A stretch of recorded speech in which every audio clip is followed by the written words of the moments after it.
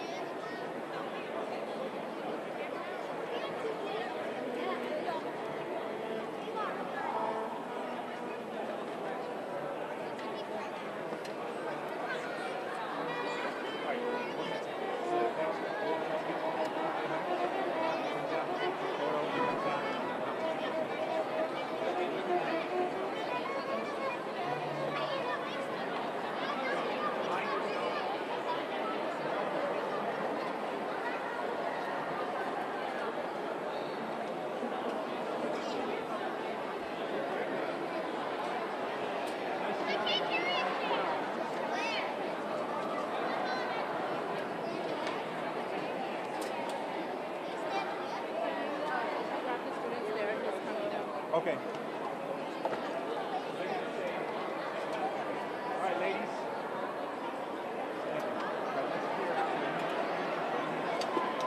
Ray and Vicky. Okay, come over here, stand over here. All right, Jim, just get them to stand up against the backdrop of the, yeah, just in a group shot. Wait, you want this down? Okay, Ray and Vicky, ready to go? Come. Bring them over with you. Hey kids, come over here. We're gonna take a photo right here. Come.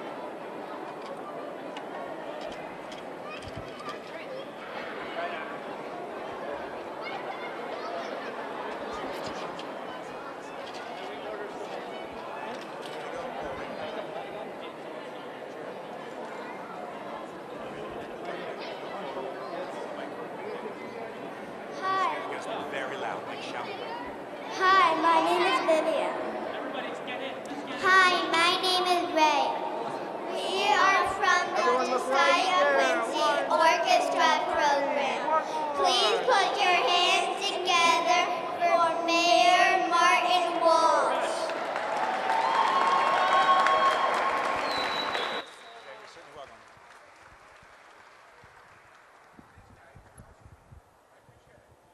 Oh, why? What's going on? We'll figure it out. All right. Fair enough. I don't know. Keep this up. Thank you. Let me just say this. Thank you very much for that great introduction. How about another round of applause for our young performers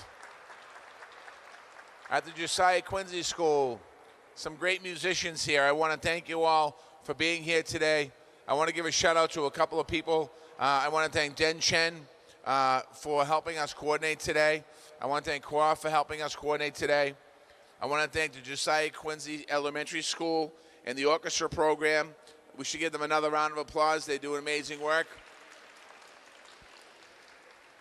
I want to thank all the businesses that are here today. We have businesses from Fields Corner, Chinatown Business Association, Chinese Consolidated Benevolent Association, the Chinese Historical Society of New England. Thank you all for being part of this very special day today. I want to thank also to all of you for joining us, kicking off Asian Pacific American Heritage Month. And we're joined by City Councilor Eddie Flynn, who's going to come up here in a few minutes, and many members of my administration in different parts of the city. I want to thank the many Asian American employees who work for the city of Boston. We have over 800 people that work in all the different city departments, so I want to thank you all. The city is grateful for your public service and commitment to the city and to the people. We want to make sure that the voices of the Asian community is heard in every part of the discussions in our city as we continue to move forward. Boston is proud to have a strong Asian community, and throughout the years, the Asian immigrants have come from Boston to America to seek opportunities for a better life. Actually, come from other countries to Boston to seek opportunity in a better way of life, in another way of life, and I want to thank you for that. Your contributions and the contributions of the Asian community has been enormous and touch every facet of life, from business to arts and culture to government and so much more. Asian immigrants have helped build Boston that we know today, and all immigrants have helped us build our city, and that's what we love, the immigrant community in the city of Boston. I want to thank you for that. May 10th marks the 150th anniversary since the accomplishment of building our country's biggest and most impressive accomplishment, the Transcontinental Railroad.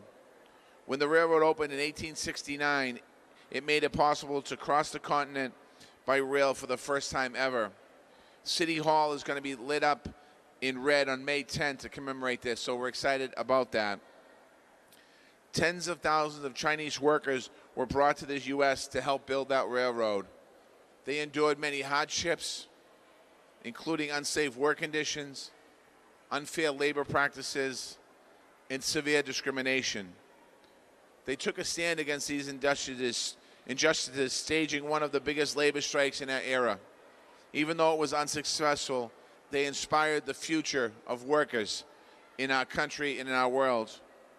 For too long, the contributions of the Chinese and Asian immigrants have been ignored and forgotten in our history books. We must always remember and always celebrate their mark on our history, as well as their continued impact on our city. That's what we are committed to doing here in the city of Boston. We understand that we wouldn't be the city today if it weren't for our immigrants. The same goes for many communities that impacted the city and our countries in monumental ways. We recognize, we remember, we celebrate our immigrant heritage. We continue to learn from our past to pave a way for the future, and we pledge to always be a welcoming city, no matter who you are or where you come from. Again, I want to thank everyone for coming here today. I hope you check out the Transcontinental Railroad panel exhibit here in the mezzanine. You'll see a lot of different information over there. I want to thank all of the organizations, particularly from Chinatown, that came here today, and all the different folks. I also want to give a shout out to City Councilor Tim McCarthy's here. Thank you, Councilor McCarthy, for being here. Connie Wong from the Boston Fire Department is here. Thank you, Connie. We have so many folks here, representatives from different areas, and now it's my great honor to introduce to you a city councilor who is wrapping up his first term. He represents Chinatown. He does an amazing job making sure the constituencies in his district are representative, particularly the Chinatown constituency. He probably calls me the most of anybody to make sure that we're doing what we're supposed to be doing in Chinatown. City Councilor Eddie Flynn.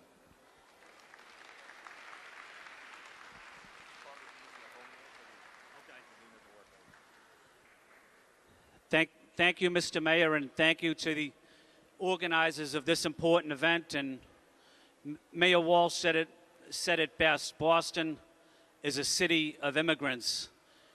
And under Mayor Walsh's leadership, we treat our immigrants with respect and dignity. The Chinese and Asian Americans and Pacific Islanders have made an enormous contribution to our city and to our country. As the mayor mentioned, the Transcontinental Railroad was built by Chinese. Not only that, they came back to Boston and great urban centers. They served our military in the United States military and helped build our great cities. And they were often treated very unfairly by the people here. They were often discriminated against. But we're so proud that we have a mayor that treats our immigrant community with fairness, with respect, and with dignity and compassion. And that's what Boston is all about, making sure that everybody has a voice. And I'm so honored and so proud to represent the Chinese community here in Boston. And please know, whatever I can do to be helpful. We also want to say thank you to Don Chen, who's an excellent leader also in Chinatown, working closely with the mayor. And the mayor,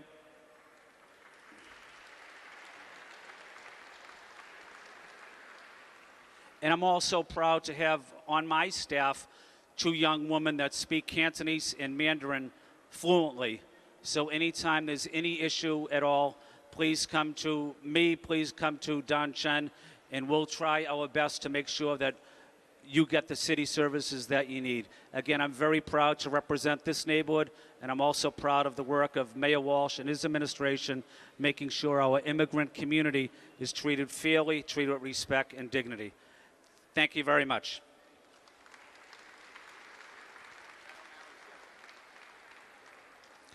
Another great leader in our city that does an incredible amount of work in helping our immigrant community as well, City Councilor Matt O'Malley. Councilor O'Malley, will you please join us?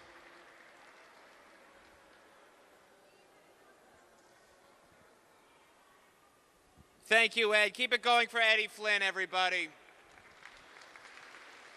And to our great mayor, Marty Walsh, who gets up every day to really build a better, thriving city that moves forward, that's really advancing for everybody. My name's Matt O'Malley. I'm proud to be the District 6 City Councilor. I primarily represent the neighborhoods of Jamaica Plain, West Roxbury, a little bit of Rosendale, the back of Mission Hill, and a little bit of Roxbury. And I just really wanted to come down today to show my support for the Asian American community, one of the best communities in our incredible city.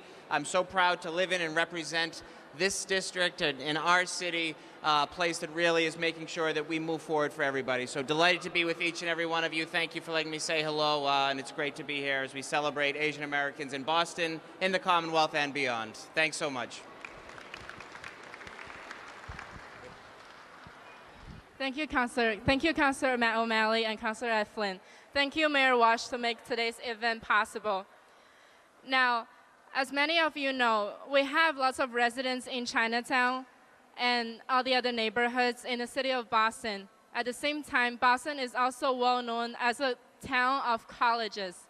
Today, we had the honor to introduce the Boston University Bhangra Dance Group to perform for us. Let's give them a warm welcome. Thank you. Hey guys, we're Boston University Bhangra. We're from Boston University. We're a North Indian dance style, so we only have one rule when we perform, and that's everybody needs to make a lot of noise when we perform, all right? So I like to do this little test before we start, so can I get this side to make some noise? Ready? 3, 2, 1. Okay, not bad. Can we get the middle? Ready? 3, 2, 1. All right, here we go. How about over here? Can I get some noise? Ready? 3, 2, 1. Alright, so that's what we need. We're gonna bring the energy, you guys gotta bring the energy back, alright? Hindustani hip, Punjab music. What's starting for the American? What's starting Sina Hamaya? Long Chora? So Kali Basti ke pehchan mikho. Lodi, and they said it. They said it. Podium Kiara. Punjab ka Lokat. Bhangra, Bhangra, Bhangra.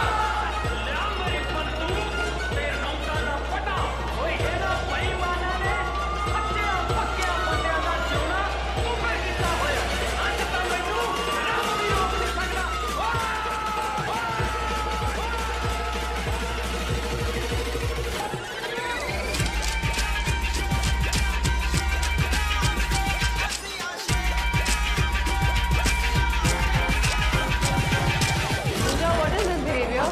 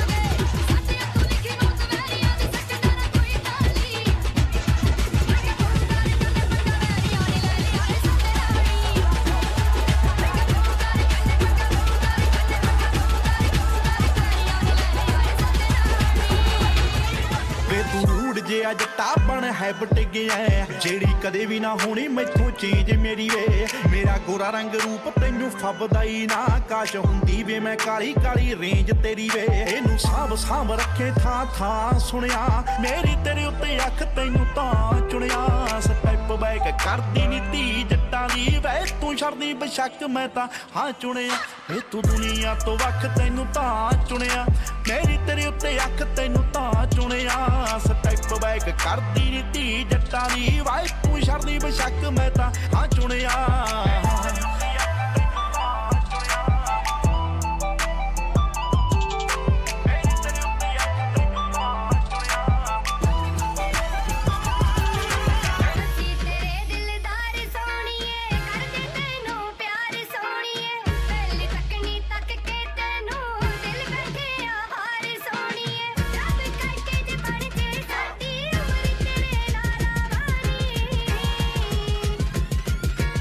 But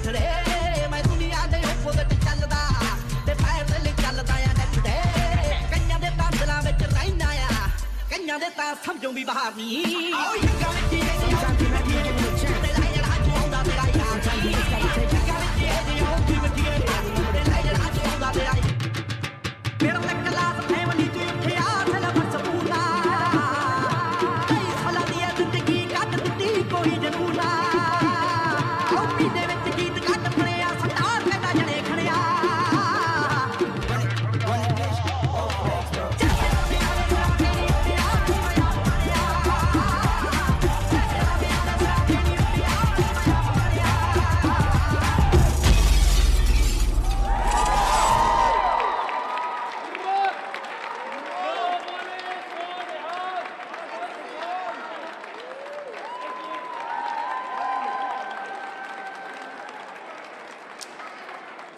Thank you, BU Bangor Dance Association. Now, let's welcome the Hakka Family Association of New England to bring us a tea leaf picking dance. Let's give them a warm welcome.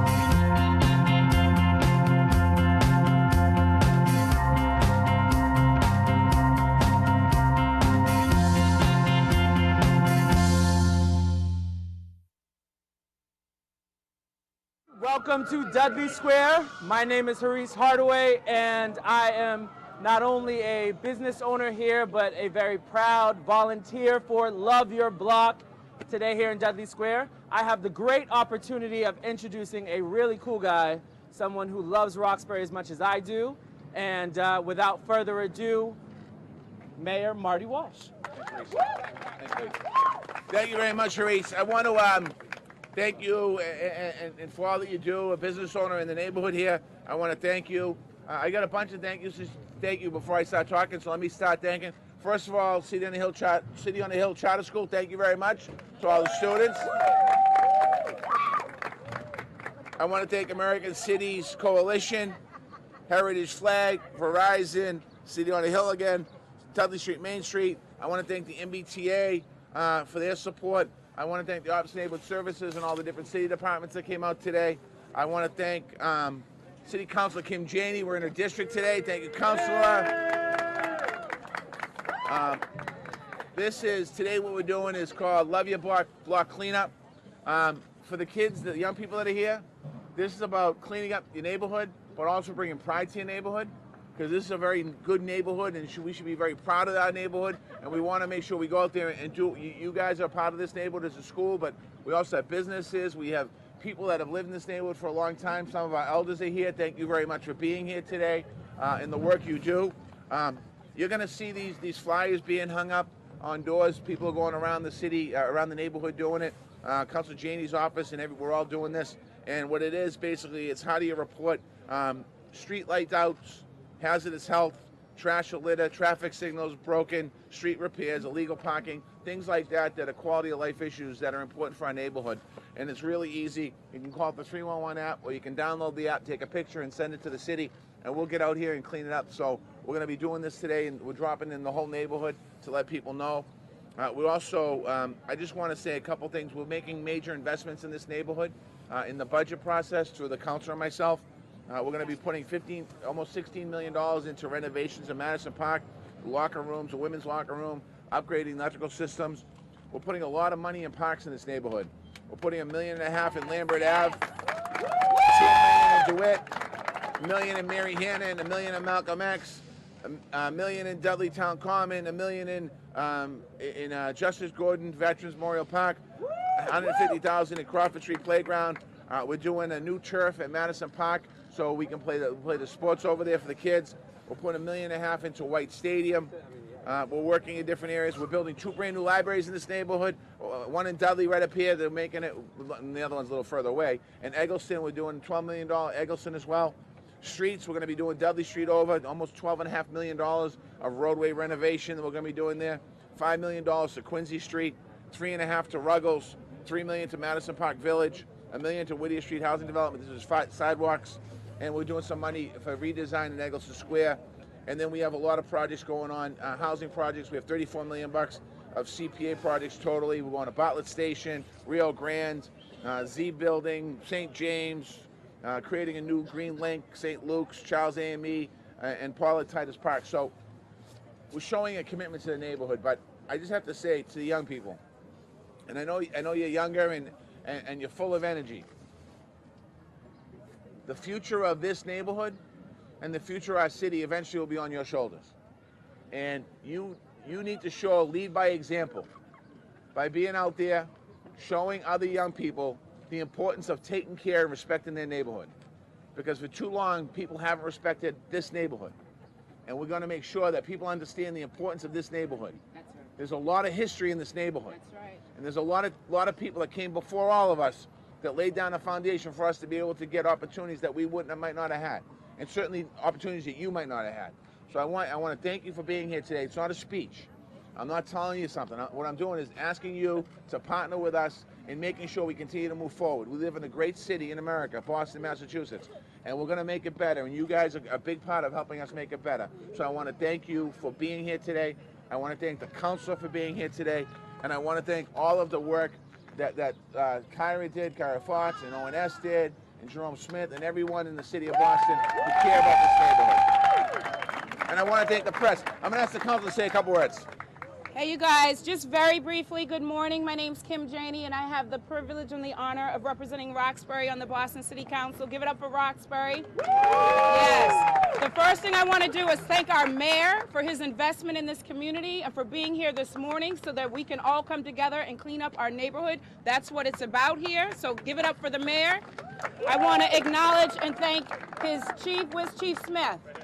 Yes, this guy here, we have been working in cahoots and partnership on a whole host of things trying to improve this area. We've got businesses here, we've got nonprofits here, we've got residents here. This is our community, and we've got to take care of it. This banner you see here, it says the heart and soul of Roxbury. Roxbury is the heart and soul of Boston. So we've got to continue to invest in this community. So I'm deeply grateful for the investments that we're making, not just in terms of the Office of Neighborhood Services and your partnership, but the Chief of Streets and the investments there in terms of parks, all of that. But all of this is possible because of people like you, because we come out together and then we're going to clean up together. We're going to take care of our neighborhood. So thank you for being here. Thank you for caring about our community. Thank you for doing everything that you do to make our community vibrant and strong. I'm supposed to also announce that we're going to take this beautiful banner that was designed by a local Roxbury artist, and we're going to walk it over to Dudley Cafe. Is it? Dudley Cafe. So I hope that you would join us for that walk. Thank you so much. Thank you. All right.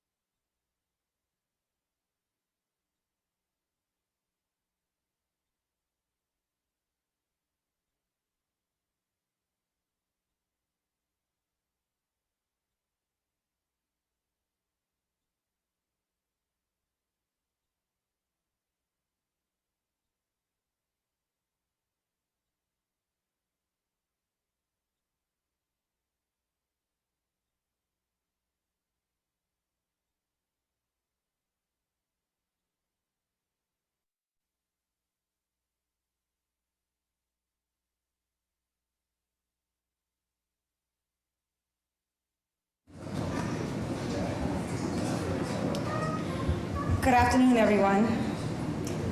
Welcome and thank you all for attending this year's ballot position drawing for the upcoming preliminary election. My name is Ineda Tavares. I am the new election commissioner and chair of the Board of Election Commissioners. I have here with me Republican Commissioner Ellen Rooney, Edwin Shoemaker, who is our new Democratic Commissioner, and Sean Burke, who is a Republican Commissioner for the Election Department. This drawing is to determine the order in which candidates' names will appear on the September 24th preliminary ballot. This year we will hold a citywide election for at-large city council race, and we will have a district race in District 5, 7, 8, and 9. All other districts 1, 2, 3, 4 do not have enough candidates to require a preliminary, and 6 do not have enough candidates to require a preliminary election. So the purpose of the preliminary election is to narrow down the list of candidates that will appear on the November ballot. This year we had 44 candidates qualify to run for office. 15 of those candidates are running for the at-large race, and the preliminary will narrow down those candidates to the top 8 candidates. And we have 8 candidates running in District 5, 3 candidates running in District 7, 5 in District 8, and 7 candidates running in District 9, and the preliminary will narrow down those numbers to the top 2 candidates. The way this is going to work is we're going to read all of the names in alphabetical order and then place it into this receptacle, and we'll draw those names one by one, and the order which the names are drawn is the order that they will appear on the preliminary ballot. So I'm going to turn this over to Ellen, who will start reading out the list of candidates.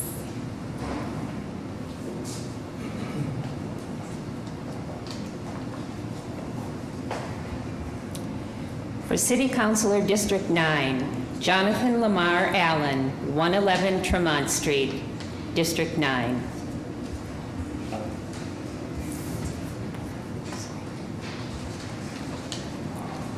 For City Councilor District 5, Ricardo Arroyo, 5 Wharton Court, District 5.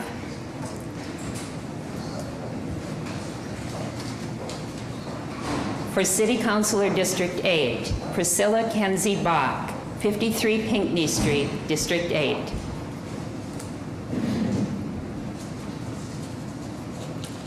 For City Councilor District 9, Brandon David Bowser, 39 Mansfield Street, District 9.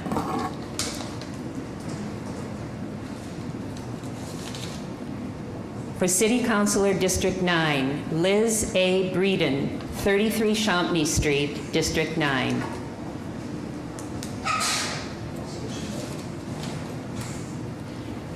For City Councilor District 9, Craig R. Cashman, 11 Margot Road, District 9.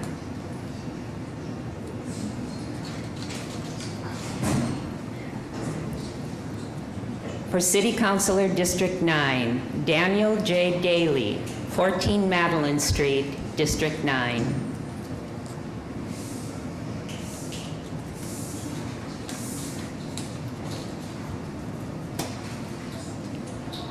For City Councilor at Large, Domingos de Rosa, 1569 River Street, District 5.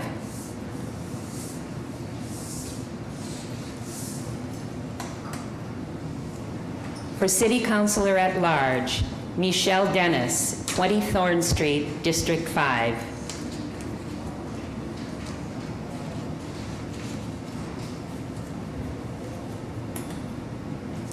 For City Councilor District 5, Maria Asdale Farrell, 77 Davison Street, District 5.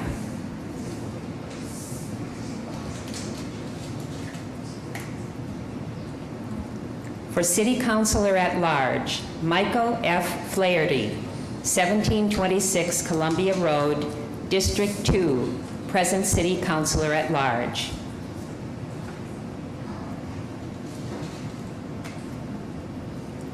For City Councilor at Large, Priscilla E. Flint Banks, 64 Starboard Avenue, District 4.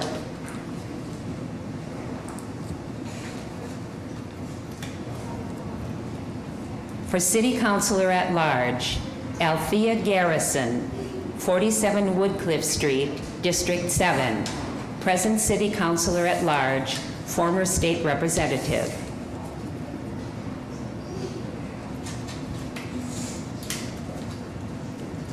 For City Councilor at Large, Anissa Asabi George, 32 Mayhew Street, District 3, present City Councilor at Large.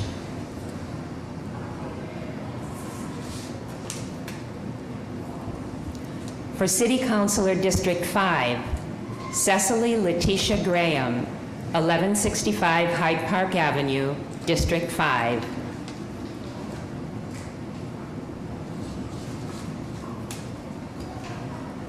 For City Councilor at Large, David Halbert, 37 Senator Bowling Circle, District 4.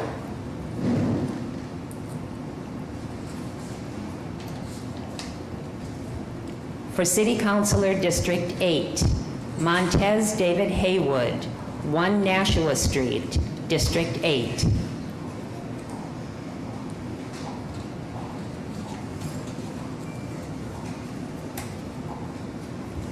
For City Councilor District 7, Kim Janey, 27 Copeland Street, District 7, present District City Councilor.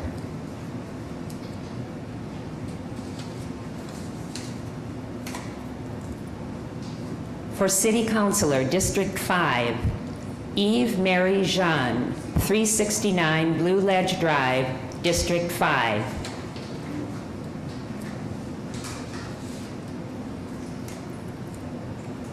For City Councilor at Large, Martin Marty Kehoe, 18 Howitt Road, District 6.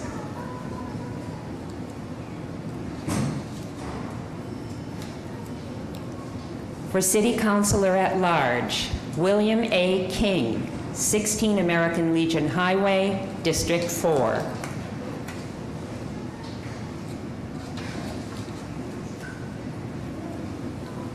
For City Councilor at Large, Herb Alexander Lozano, 116 River Street, District 4.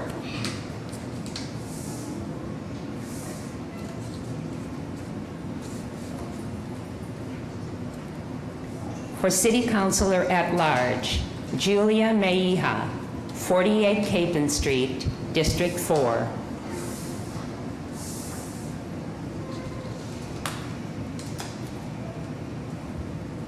For City Councilor District 8, Kristen Mobilia, 15 Park Drive, District 8.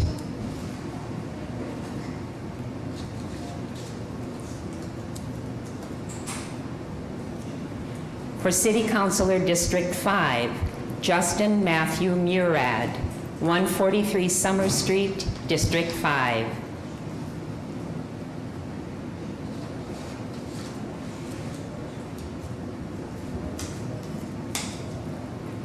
For City Councilor at Large, Aaron J. Murphy, 138 Monsignor Patrick J. Leyden Way, District 3.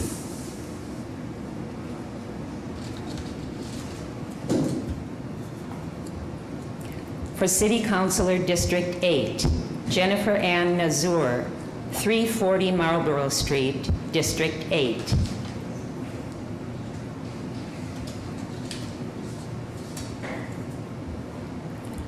For City Councilor District 9, Lee Nave Jr., 1455 Commonwealth Avenue, District 9.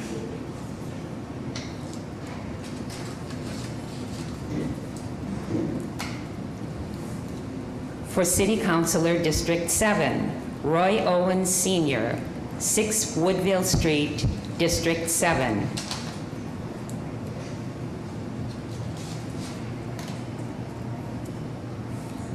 For City Councilor District 5, Alkia T. Powell, 1409 River Street, District 5.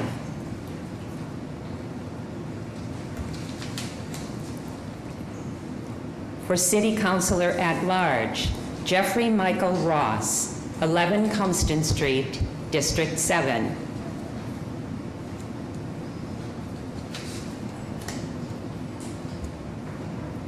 For City Councilor District 7, Valerie Hope Rust, 144 Homestead Street, District 7.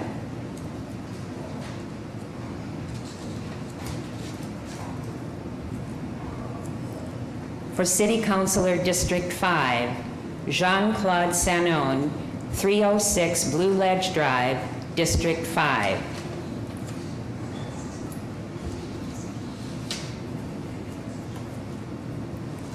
For City Councilor District 9, Amanda Gale Smart, 1546 Commonwealth Avenue, District 9.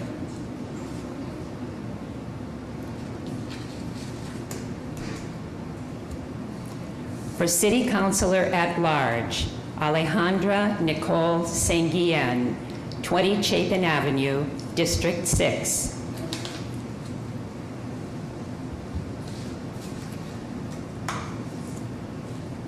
For City Councilor District 5, Mimi E. Turchinets, 32 Dell Avenue, District 5.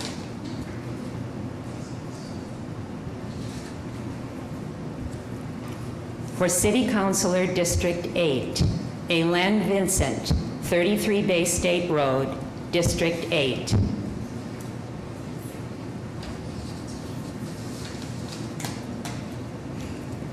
For City Councilor at Large, Michelle Wu, 17 Augustus Avenue, District 5, present City Councilor at Large.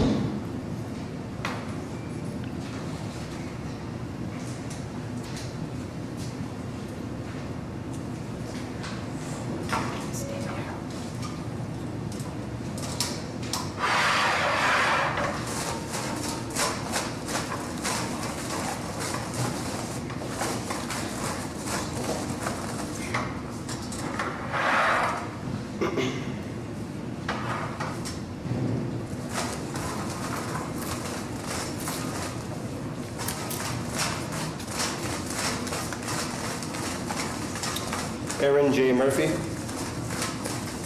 Boston City Council at Large.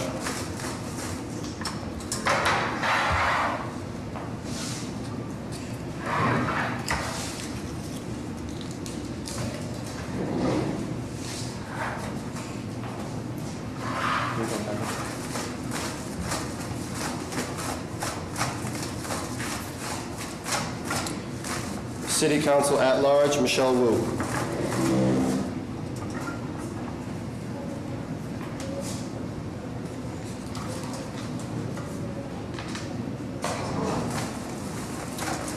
City Council District 5, Justin Matthew Murad.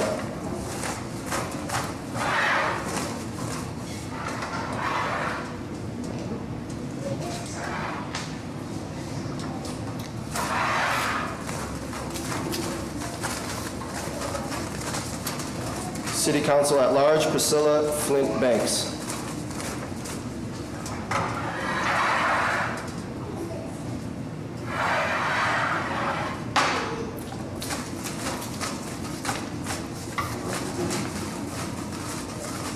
Council District 9, Craig Cashman.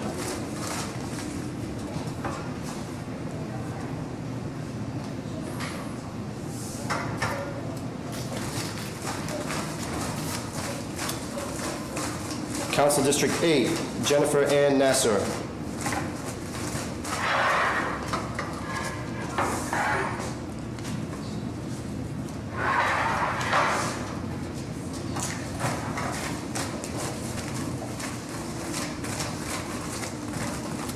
City Council at Large, Althea Garrison.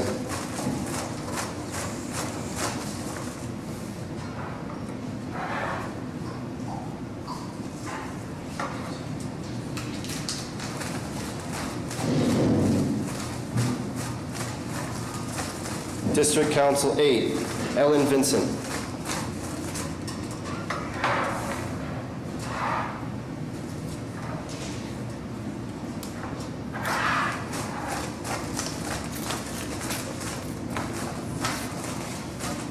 Council at Large, Martin Marty Coe.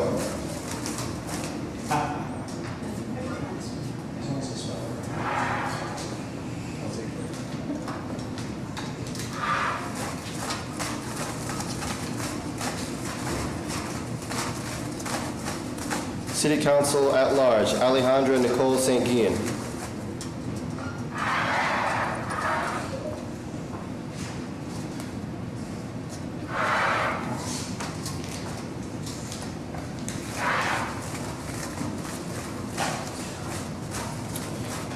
City Council District 5, Cecily Letitia Graham.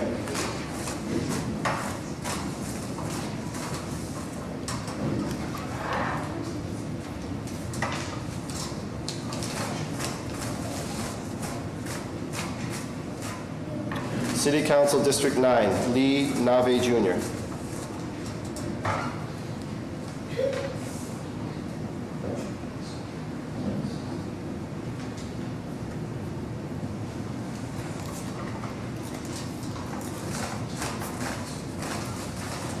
City Council District 8, Priscilla Kinsey Bach.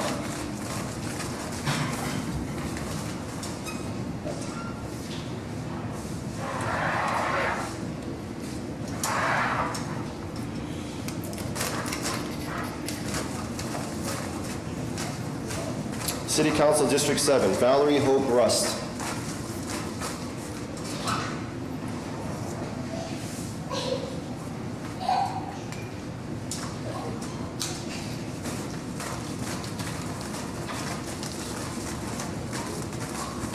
Council District 9, Amanda Gale Smart.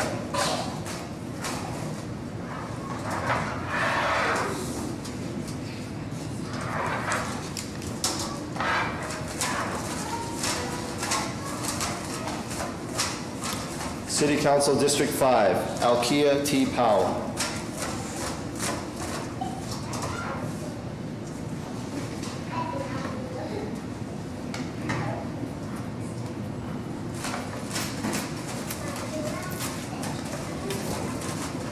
Council District 5, Yves Mary Jean.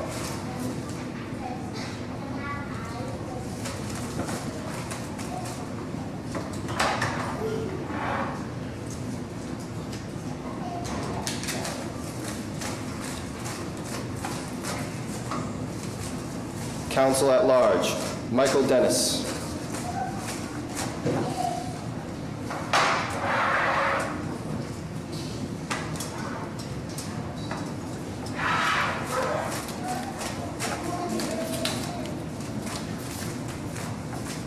Council at Large, Anissa Asabi George.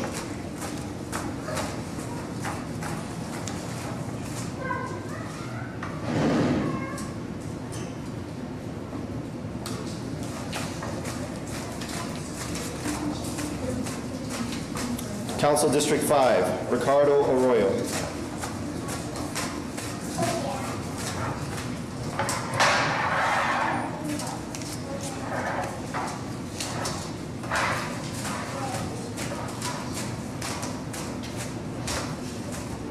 Council at Large, Jeffrey Michael Ross.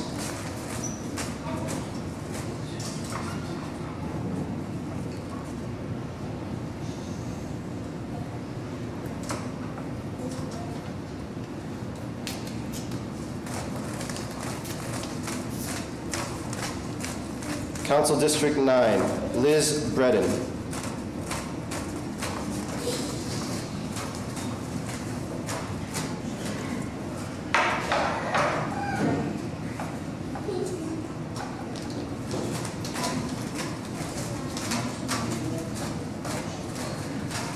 Council District 9, Daniel Daly.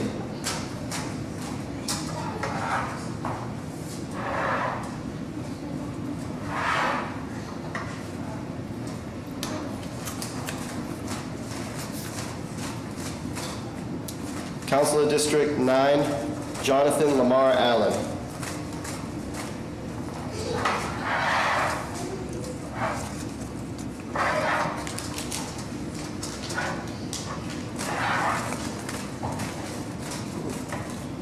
City Council at Large, Domingos De Rosa.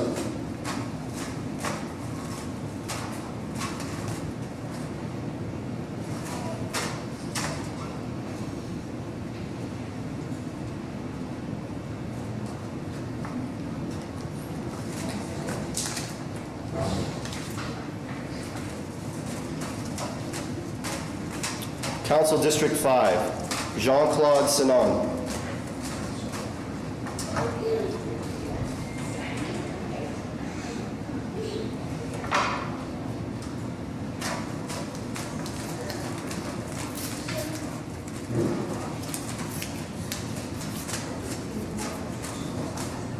City Council at Large, Michael Flaherty.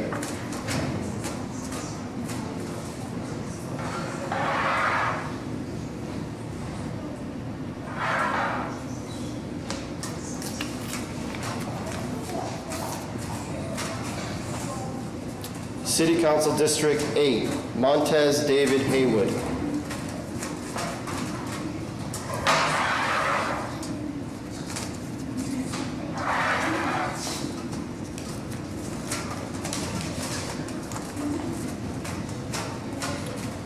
City Council District 7, Kim Janey.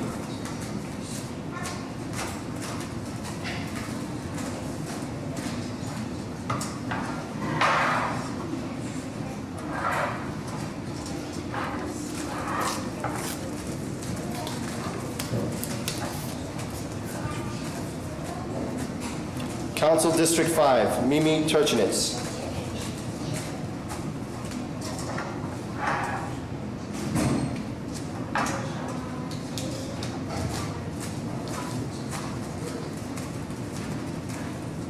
City Council at Large, Herb Alexander Lozano.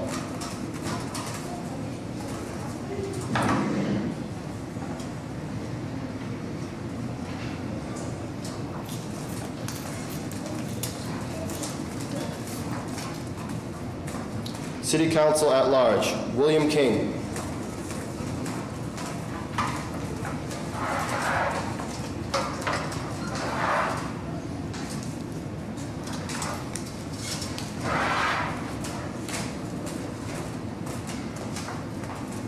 City Council District 8, Kristen Mobilia.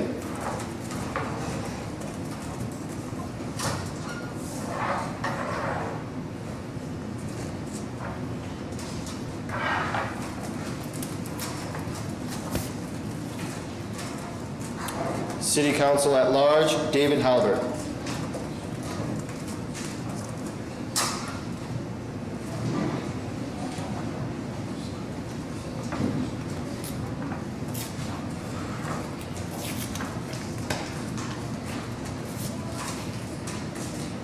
City Council District 9, Brandon David Bowser.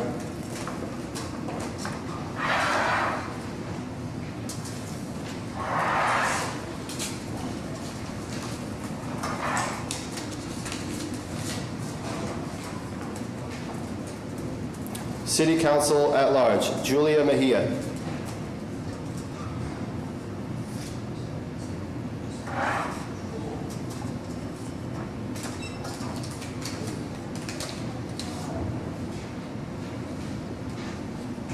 City Council District 5, Maria Esdale Farrell.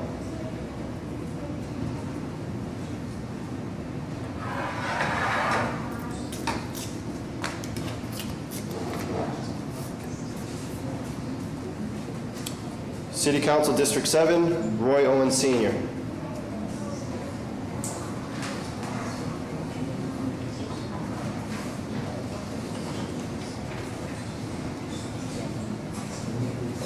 All right, so this concludes our ballot position drawing. Thank you, everybody, for attending, and you are more than welcome to take a picture of the order in which the names will appear on the September ballot. So have a wonderful afternoon. Thank you.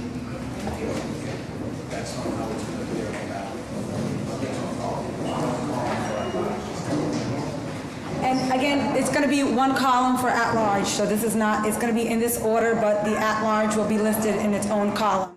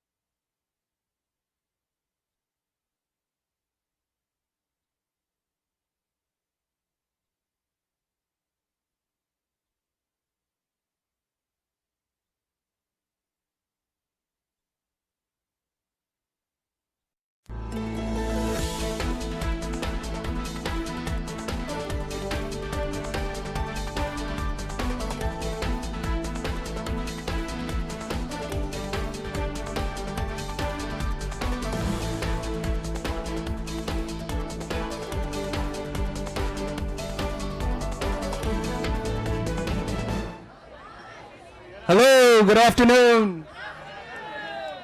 This is a great day. Thank you very much for joining us as we say goodbye to this building and celebrate a new library, an $18 million investment in our community.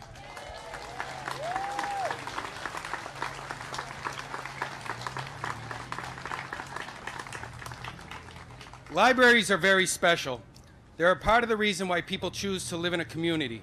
They're places where intergenerational connections are made, and libraries are vital to education and culture. They're vital and integral to employment and research. They're places of peace and pleasure. Libraries are the lifeblood of civilized society, and in Boston, we are the first in the nation publicly funded and have always been free to all. There are many people to thank for this project, and oftentimes it takes a village to design and construct something special. And Adams Branch Library is something special. I'd like to start by thanking our partners in the budget office, most specifically our former Chief of Staff, now current former Chief Financial Officer and current Chief of Staff, Dave Sweeney from Dorchester, Emma Handy, our new CFO from Dorchester, Justin Sterrett, Jack Hanlon, Eric Kaplan, and Dave Erkovich. These guys are instrumental in making this project happen. I'd also like to thank the staff at the Boston Public Library, most notably David Leonard, our president, Lissa Schwab, Allison Ford, Eamon Shelton, and Michael Colford. And I'd also like to acknowledge former state senator from Dorchester and trustee of the Boston Public Library, Linda Dorsina Forey.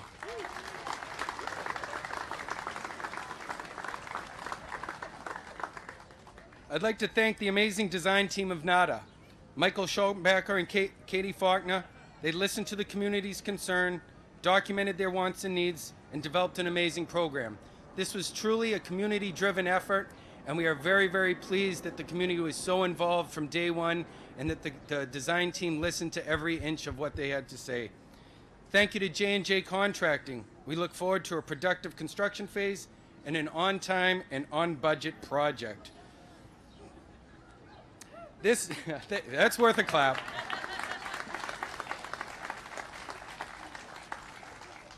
This building behind me was built in 1951.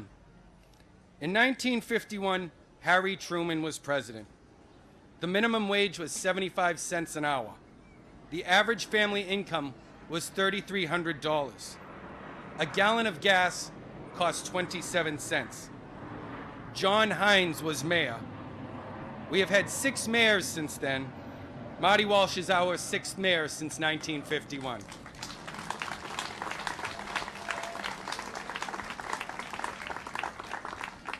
Since this building was built in 1951, not much has been done to drastically alter the original footprint. However, library services have dramatically changed. When I look back and I researched the capital investment in this space, it did not take long. Aside from some minor cosmetic fixes and upgrades, the largest investment was in 1989, 30 years ago, when the building received a modest air conditioning improvement and security upgrades. A lot has changed in HVAC, and a lot has changed in security. Fast forward from 1989 to 1996, and this building was cash flowed to receive an upgrade. That got kicked for 14 years. In 2010, the city received approval to move forward with the scope of a major renovation. But within 6 months, in January of 2011, that was put on hold and it was canceled. Now we are here in 2019, a long time since 1951, and we're ready to celebrate a new library. It's about time.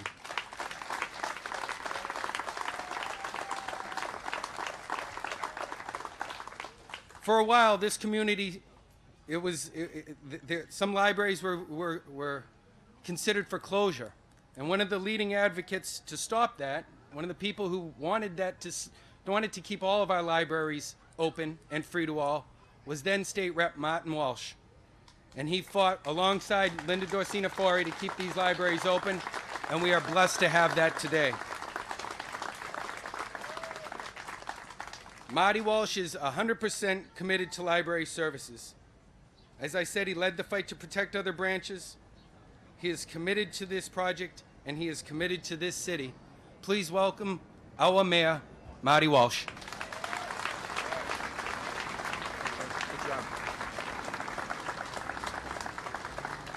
Thank you, Pat. And I want to welcome everyone to the groundbreaking of the Pat Brophy Library. Appreciate you coming out for this event. Pat hasn't worked as hard on anything other than this library. I want to thank you. It's on time. No, but I appreciate. We absolutely love him for it. He's the best, and I want to thank Pat for his great work and the team at Public Facilities, Trish, and all the folks that are going to make sure this library happens. Thank you for all your great work. To David Leonard, I want to thank David, the president of the library, and the Friends of Adams Street Library. I want to thank all of you, the Friends groups, to all the residents here. Thank you for coming out. To the young people, we're doing it for you guys. I want to thank you as well. That's why we're building this library.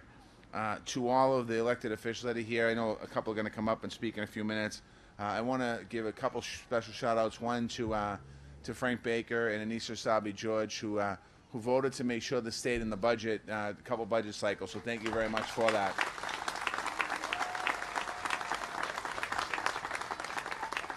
I want to thank Danny Hunt, the state representative for this neighborhood, and Danny Cullinan, the rep from next door, who also worked in my office at the time that the libraries were talking about closing libraries in Boston. And I want to thank them because they get us money at the state as well to help support our library. So I want to thank the representatives for their great work.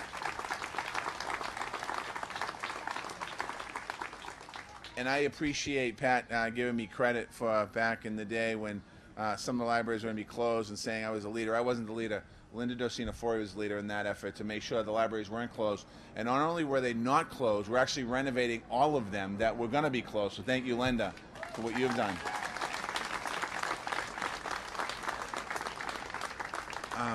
This is an exciting day for this neighborhood. I also want to give Pam Carver a shout out as well, Pamela Carver, who lives down the street, worked for me at the State House, works at the library now, Nationwide Church. Thank you, Pamela, for what you do. 3 years ago, we began a planning study for this library. Our goal was to create something unique in the needs for the neighborhood, to make sure that it would fit in with the community. That's exactly what this new library represents. As you heard, Pat, the old library was built in the 50s. It looks like it. It served its purpose, though. There are still people inside using the library right now as we're out here speaking, and it was an important asset to our neighborhood.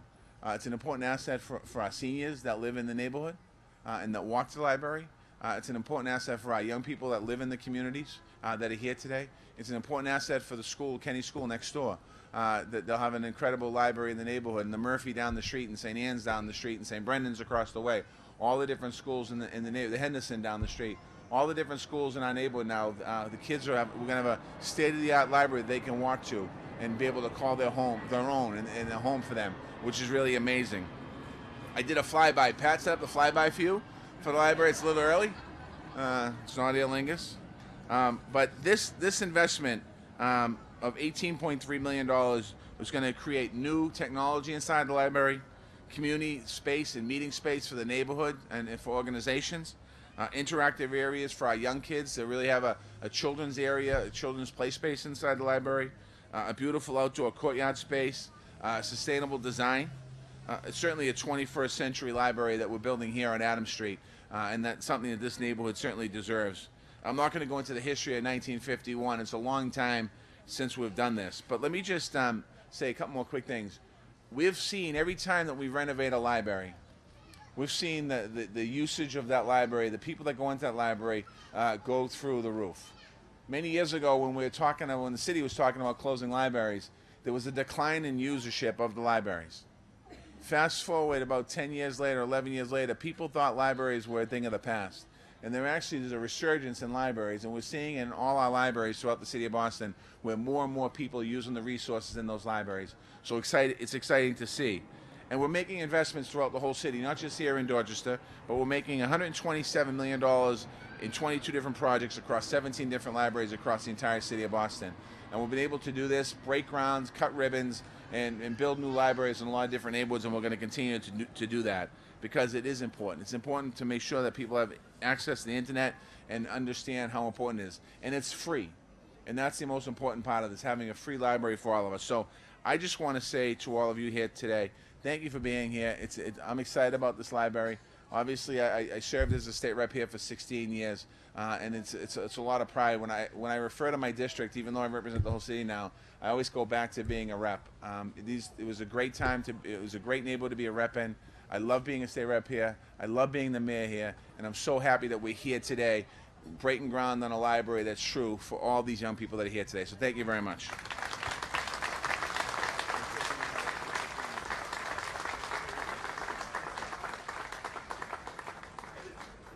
So thank you, Mayor, very much. Our next speaker is a gentleman who has come to every single one of our project meetings. He sat and met with the community. He has been integral to the design of this. He has built many libraries and is doing a fantastic job with our system. The Boston Public Library President, David Leonard.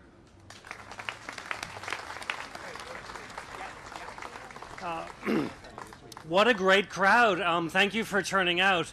If there's one thing that I've learned in my tenure that I'd want to single out, either as head of the library or in the years leading up to that, it is how much and how deeply all of our neighborhoods love their branch libraries.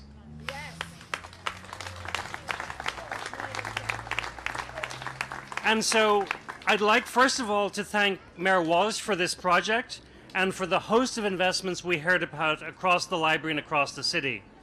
On behalf of the Board of Trustees, represented here by Linda Dorsina-Fori, and the whole staff, we are thrilled to be here marking this very important milestone with the official groundbreaking as we move from design into construction. Our library values its neighborhood branches as an essential part of one BPL system. Each is unique, each with its own team of great staff members, each a unique community with unique needs, hopes, and aspirations. There are many staff people here, both current and past, some of whom I got to meet earlier, so please join me in giving them a warm round of applause for long years of work here in Adams Street.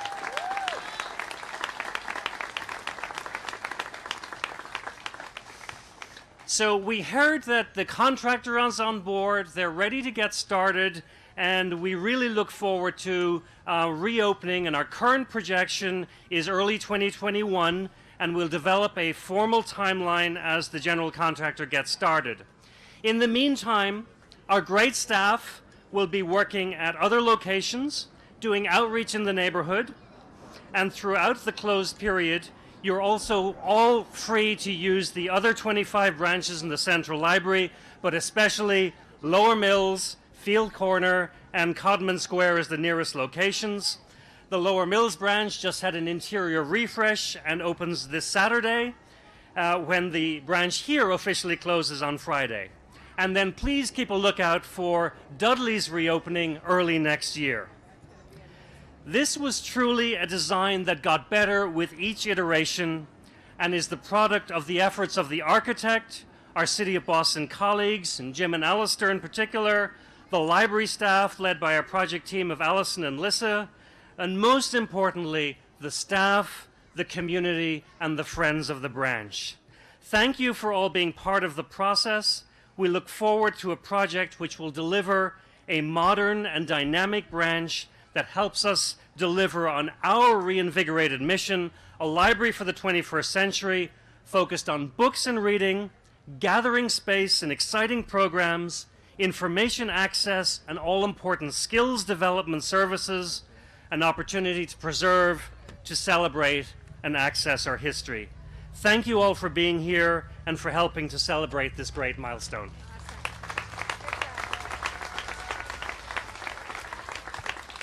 Thank you, Mr. President. I'd like to invite our District City Councilor, Frank Baker, up to speak.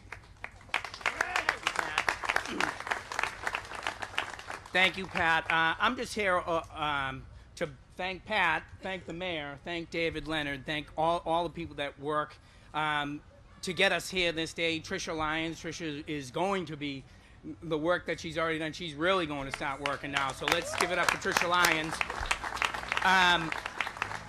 When I was first elected, the mayor and Pat spoke about it briefly.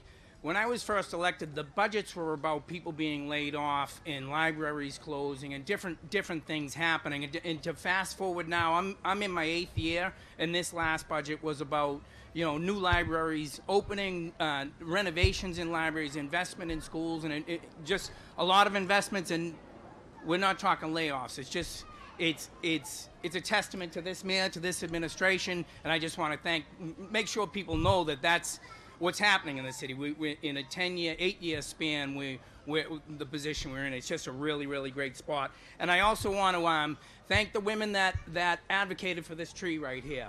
We brought it back to the, yeah, that's right.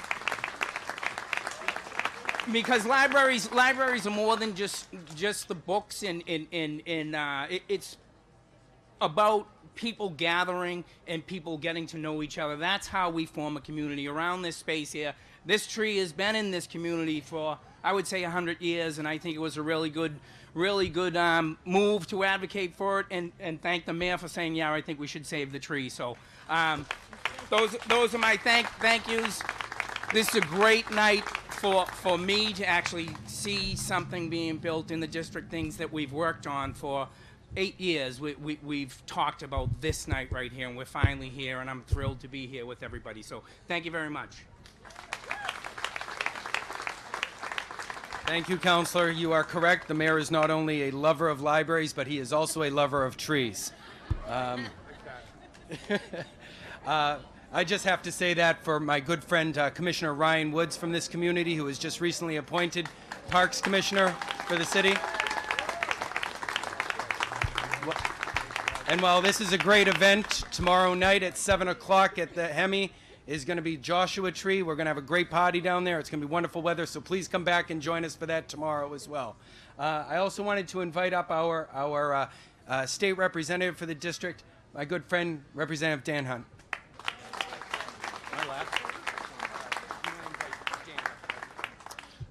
Thanks, Pat. And David, you and your team did a really great job. I live just up the street and came after work to a number of meetings, and Frank talked about the tree, and it just states the commitment to the process. So the planner and the staff had one idea, and the community kind of went back and forth, and I really feel like this design is spectacular, and we've got a building that doesn't look like a bomb shelter. We're going to have something that's state-of-the-art and really going to be an asset to my property value, so thank you. Yeah. I want to acknowledge my mom, who's over here, and yeah, sure.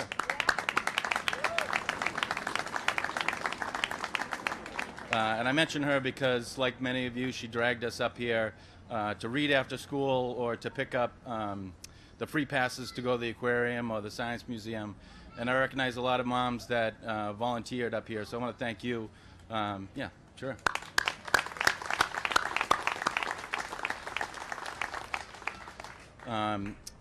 And lastly, the mayor really has invested in the things that matter to quality life in our city. We look around, our parks are in great shape, libraries. We're going to let fly over Pat.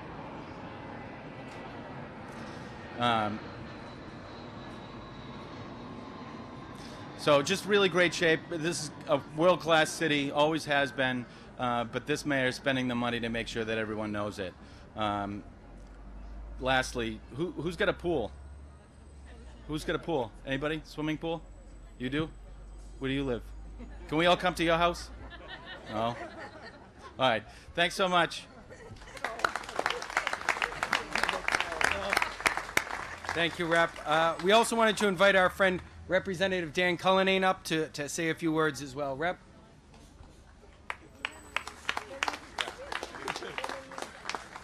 Thank you very much. There's not much to be said other than this is an exciting day for the entire neighborhood. It's an honor to to share this area with Representative Hunt. My district is literally just on the other side, and I would just say this is the library that I went to growing up, and I am just so beyond words excited that the library that my kids are going to go to is going to be a state-of-the-art facility right in the neighborhood, and our libraries are truly a place that we can take pride in our community, and it's so important that this investment's being made. I can't say enough about the mayor's commitment to making this happen, to the work that our city council has done to make this happen, and it is truly an exciting day to call Dorchester home, but in particular to call this area home, and we're so excited for the work that so many people put in and day out at the meetings, to whether it's to save the tree or really to make the facility what it is. I mean, that's a lot of work, a lot of advocacy. Yes wasn't always the answer, and so you deserve tremendous accolades for really making this state-of-the-art facility happen. And for all the kids, congratulations. Use it, bring your friends, it's for you. Congrats.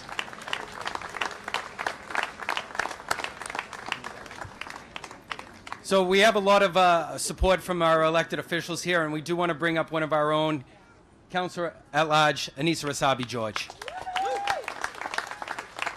Thank you very much. I'll be brief because I wasn't planning on speaking, but since all the electeds went, since the boys went, I figured I'd come up too. I just want to congratulate the families in particular that have paid particular attention to this library to make it a special community without a new library that's going to be an even more special community once this library is done over.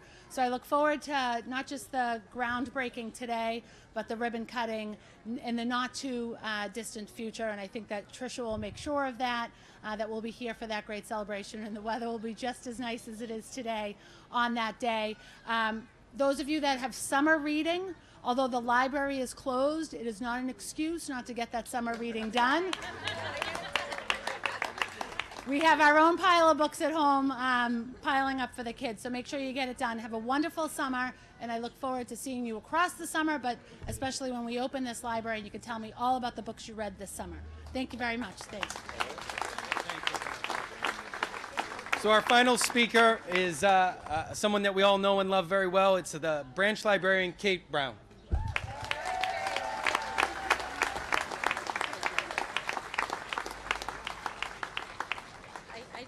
Have notes. In case well, this is an amazing opportunity. Thank you. Can you hear me, Dan? No? Okay. Okay. I'm not used to this. First, I'd like to acknowledge our Friends of the Library group. This beautiful reading garden was sponsored and planned and worked for by Grace, Peggy, Mary, Joanne, Madeline, and Donna, who are over there tonight. They have supported the library. They're the best friends group, bar none, and they're threatening to retire while we're closed, so please help me in not letting them, okay? They also created this, did I say that already? Also, one of the beautiful things about working for the library is being able to talk books, do story times, help people do their resumes and apply for jobs. And it's just such a privilege to be able to do that. And our patrons at Adams Street are just amazing. So many of them here, I just want to give you a hand clap because thank you. And I'm going to keep this very short because there is pizza and cake, but they've promised to save me a piece of cake, okay? Thank you. When I was cleaning out my desk drawer in preparation for closing, I found a letter written by Mr. Tom Leahy, who should be here. It was dated 2010. And he wrote it in support of the Adams Street Library because they were considering closing libraries at that time. And I just think about what a different world we live in now, thanks to Mayor Walsh and Pat and Tom. The libraries are burgeoning. It is a with Dudley, you've heard it, Dudley and Fields Corner and Lower Mills and and it just goes on. So the support of libraries is unprecedented, and I'm thrilled, we're all thrilled that Adams Street is being included in this wonderful bounty of library support. So thank you. Okay. Thank you. I think it's cake time. So. Thank you very much. So our program has concluded. We're going to go out front and do a ceremonial groundbreaking. If we could get all the kids up in front as well, we'd like to get a great big team picture with everyone that can fit in. Thank you very, very much for being here. Ready? 1, 2,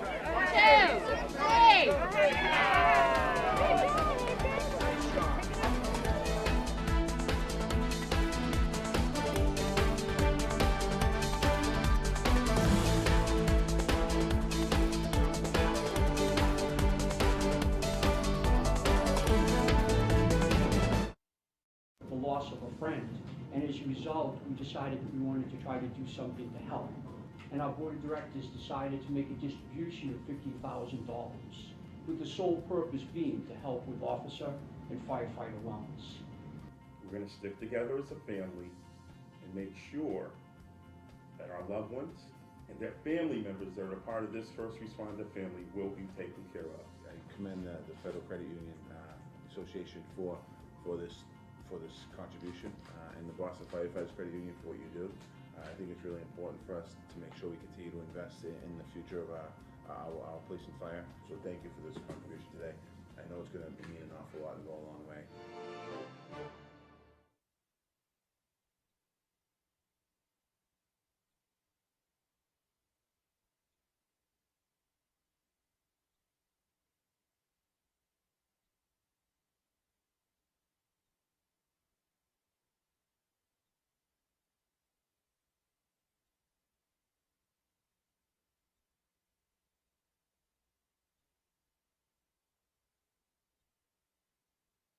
Thank you all for joining us today. We are here today to commemorate the anniversary of the Independence Day of Venezuela. July 5th was the 208th anniversary of the Venezuelan independence. It was the first South American country to declare independence and a proud beacon of freedom. What we're gonna do right now is to celebrate and recognize leaders who have been representing Venezuelans, supporting Venezuelans. This is responsibility, this is commitment, this is love, this is dedication for all my people and for all Venezuelans who are suffering in my country. But also this is a teamwork. So thank you so much for this. Thank you. And my heart is with you, and I will keep working for you. I love you. I wish all of you a happy Independence Day. Viva Venezuela!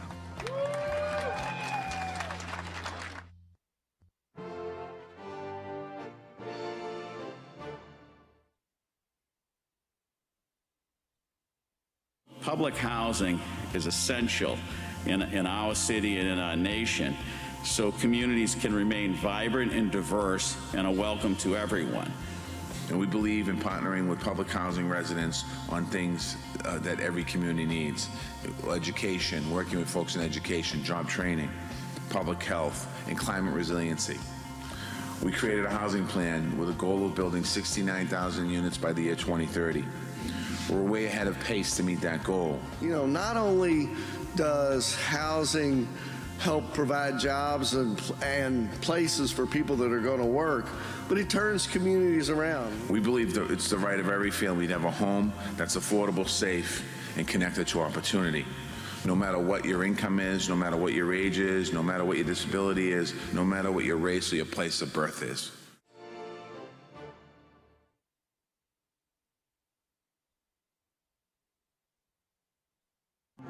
Thank you all for coming today to the dedication of Auntie Kay and Uncle Frank Chin Park on the Greenway. Uncle Frank represents a change in Chinatown when people didn't always pay attention to this neighborhood. Well, Uncle Frank, it looks like they're paying attention now. And there's simply no question that over the course of 50 years, the impact that Uncle Frank and Auntie Kay had on this neighborhood and on this city was profound. Lastly, I want to say something. Thanks for all the compliment, but Mo Zedong once said, You said it once, said it twice, said it 3 times, it become true. But in my case, it's not true. Thank you.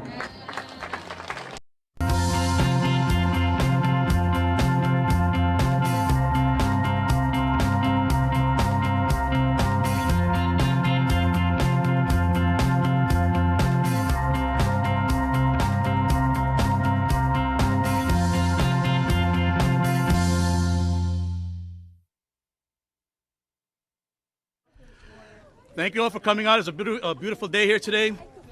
Mayor Walsh, members of the Downing family, Benjamin and Joseph, Councilor Edwards, Representative Vandaro, Senator Boncori, fellow veterans, ladies and gentlemen, we are gathered here today to pay tribute to a great American and a city of Boston hero. This hero immigrated to Winthrop from Canada with his father and siblings. Ultimately, the family moved here to East Boston and called this neighborhood their home. We are here to dedicate a hero square in the remembrance of Private First Class Albert Henry Downing. Hero Squares allows us to pay tribute and honor to our fallen service members in a very visible and permanent way. The Hero Squares program is meaningful to the family and friends of the service member as well as the community they lived in. Once we unveil Private Downing's Hero Square, please notice the gold star. This gold star is a symbol that represents the Downing family. The Downing family has been a Gold Star family since July 11th, 1918. Being a Gold Star family is an honor nobody wants. No wife wants to lose a husband. No father wants to lose a daughter. No sister wants to lose a brother. And no brother wants to lose a sister. But it's proof that service members do not serve alone. Their families serve with them. So let us all remember that with each Hero Square, there are families mourning that fallen service member who is being honored because they were killed in action while serving in a time of conflict. I'm sure Private Downing did not want to die, but I can tell you he was willing to make this great sacrifice. Private Downing finally succumbed to his wounds and paid the ultimate price for the freedoms that we all enjoy today. A special thank you to the Downing family. I commend you for what you have done in memory of your loved one, Private Albert Henry Downing. Thank you.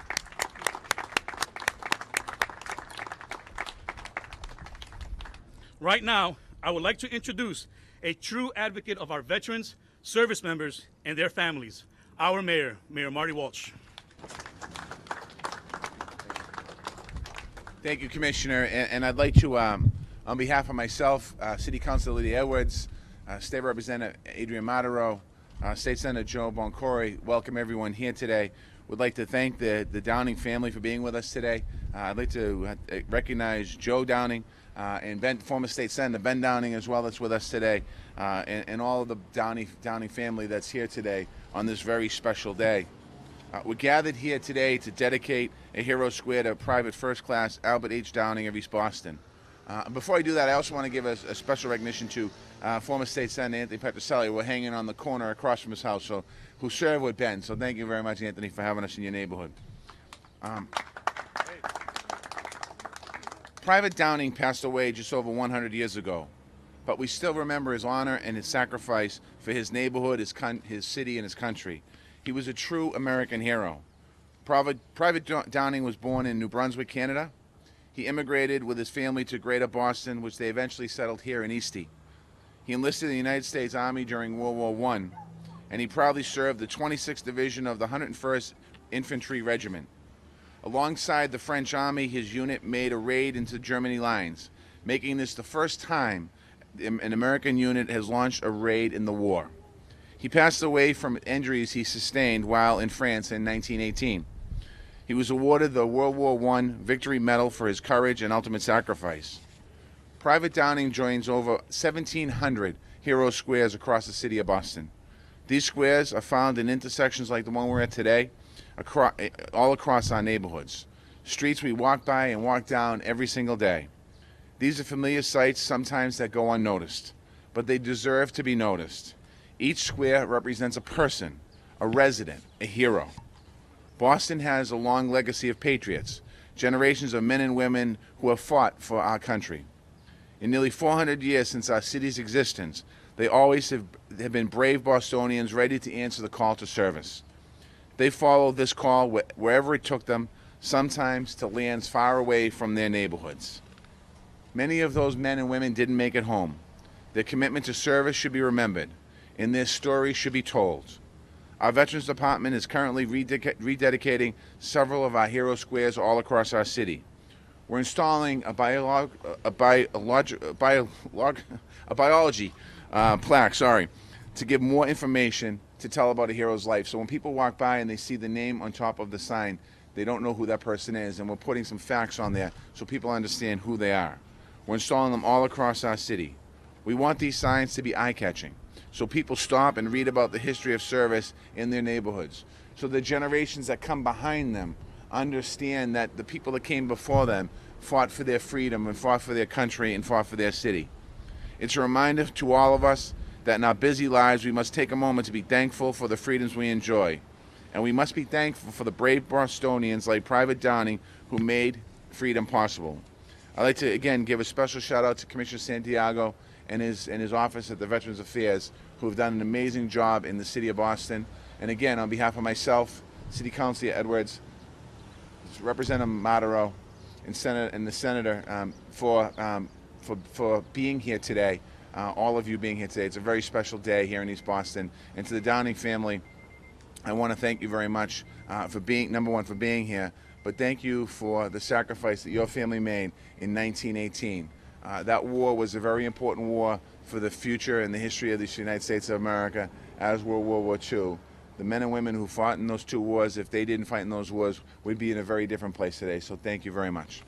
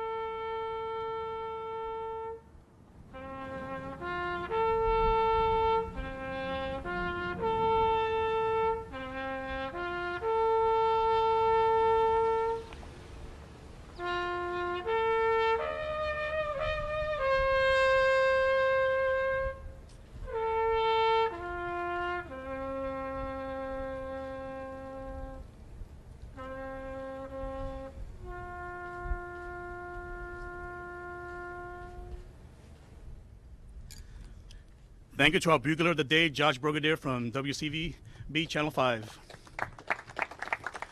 At this time, I want to call up Benjamin Downing, who's Private Downing was his great uncle. Thank you very much, Commissioner, and it's an honor to stand up here on behalf of my entire family. First, thank you to the mayor and to Senator Boncory, Representative Madero, Councilor Edwards, for taking the times out of your incredibly busy schedule to be here and for making this possible. I know I speak on behalf of my entire family when we say thank you, and I know I speak on behalf of the current East Boston contingent of the family, my wife Michaela, my son Malcolm, when we say there are many great things we love about East Boston, but our elected representatives are first and foremost on that list, so thank you for your service. I also want to thank, and he will speak briefly after me, my Uncle Joe, who took the time to really dig into the history of our family's service to our country and to help to organize this. So thank you, Uncle Joe, for that work. And in particular to our point of contact in the city of Boston, Daryl Miller, who's just been great at responding to our questions around this, thinking about this, and making this whole day possible. Thank you, Daryl, for your service as well. And to my former colleague, former State Senator Anthony Petrocelli, we sat next to one another in the Senate chambers. Our relatives will be recognized across the square from one another here in East Boston. I guess this means we have to find a way to recognize your family in Pittsfield somehow, so we will find a connection. I am sure there was produce in the market that came from Western Mass. At some point, we will find the farm and we will recognize that. Building on what the mayor so eloquently said, I think the wonderful thing and the special thing about today and about all of the hero squares across the city of Boston and those that are recognized in the other 350 cities and towns in Massachusetts is that they are both remarkable and unremarkable.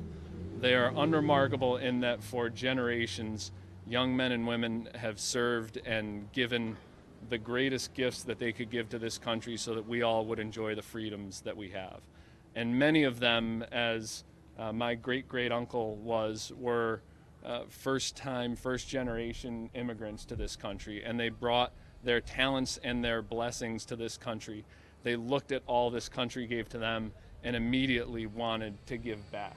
And that should not be forgotten as we discuss and debate immigration, that for generations immigrants have come and have made our country stronger and have given directly to that country, in some cases, in the most dramatic of ways. So on behalf of my family, I simply want to say thank you to the City of Boston for continuing to recognize the sacrifice that was made, but more importantly, for recognizing the sacrifices that thousands of families and many more in their community have made and what those sacrifices have made possible. The wonderful community that we call home here, the wonderful Commonwealth that we call home in Massachusetts. So thank you very much, and I'm happy to bring up now my Uncle Joe to say a few words about Albert Henry Downing. Thank you. Thank you, Benjamin. Again, thank you to the mayor for showing a great amount of respect to be here today, and the other elected officials. My granduncle was the third of 5 children. His father, Daniel, born in Canada, came to Boston to be in the molasses business. As the third of 5, his death was a great loss to his family. And his younger brother, Sanford Downing Sr., my grandfather, who lived here in East Boston. The many Downings that are here today, now under the married names of Breen and Matthews and Surratt, are all descendants of Sanford Sr. Sanford gave birth to 5 children, and all 5 of those children, including my father, played a role in World War II. My oldest aunt served Eisenhower on his staff in Washington. Uncle George was in the Navy. Sanford Jr. Was a manager in the shipbuilding business at Bethlehem. And the youngest in the family, my father, was a rate setter under him and a Union man building ships in World War II.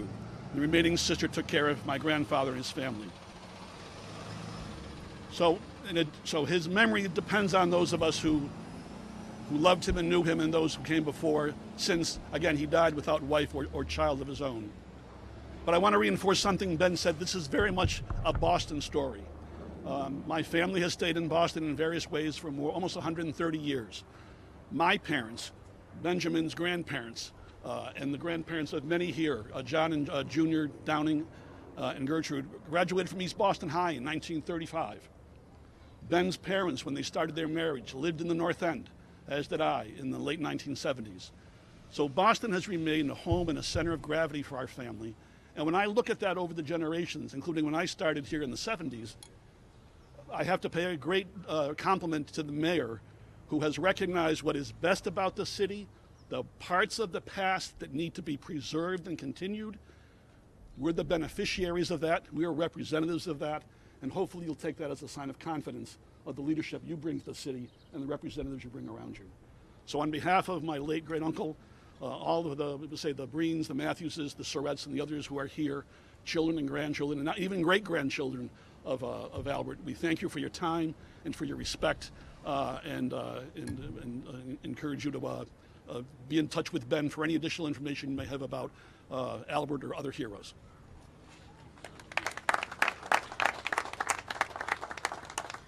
Thank you, Benjamin and Joe. At this time, I would like to say thank you to everybody who showed up here today. Our next Hero Square dedication is going to be in the Jamaica Plain neighborhood. It's going to be the William E. Cannery Square, and it's right there in the corner of Moraine and Center Street. And it's going to be at 11 o'clock as well. And he was also another World War I veteran who was killed in action. He was actually the first American that was killed in World War I. So if you like, please contact our office and get more information about any other Hero Square dedications that we may have. Thank you all for coming.